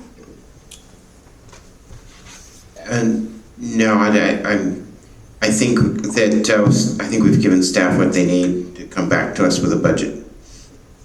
Thank you. And so I do want to check in with staff to find out from you, is there a timeline that we need to contact you regarding comments or questions about this budget so that we can meet the deadline or publication of the next agenda item?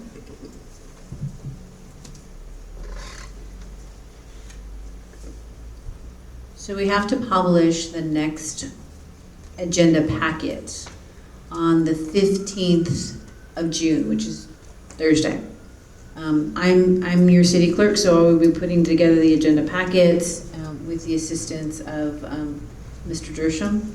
And so if we can, and I'll reach out to each one of the council members, but we have to do it between now and I would say the 13th at the latest, so staff has some time to really reflect and if there's any major changes. If there's just questions, the 14th will work as well.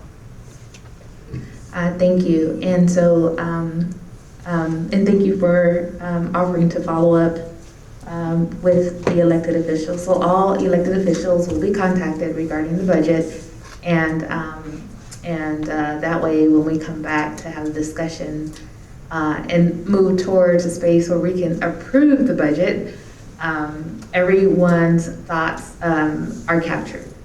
And so did we provide you with enough information tonight? Madam Mayor, members of council, yes, I believe that your direction is there. We will go ahead and get some updates done. Any questions or comments that come into the city manager between now and then, we'll do our best to incorporate those as well.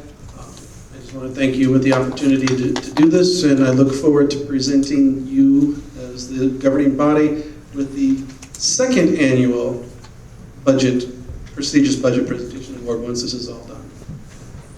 Thank you.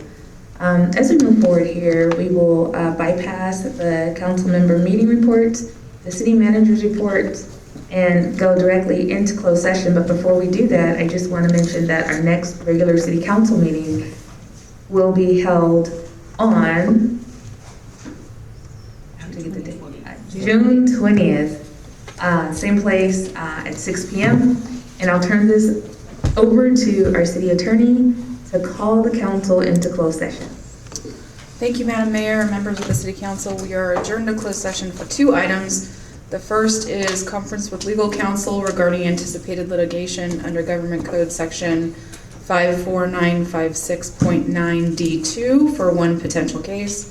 The second item is conference with labor negotiator under Government Code Section 54957.6 regarding the Lemon Grove Firefighters Association.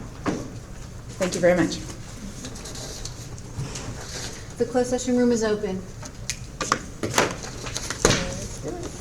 I think that's intent. Yeah, that's good. I'm going to start with labor so that Jenna can. Oh, we're going to start with... It's on. All right. Okay, we are back from closed session. This is the city attorney, Kristen Steinke. On item 1, I have a report that the investigation authorized by the council on March 1st, 2022 regarding claims by an employee of the city against Councilmember LeBaron is complete and has been finalized. The city council has authorized the release of an executive summary of the report after formal notification of completion has been provided to the council member. The executive summary will be available by request from the city manager's office. Thank you. Oh, I'm sorry. And the second item, I have no report. Thank you so very much, and this meeting is now adjourned. 11:20.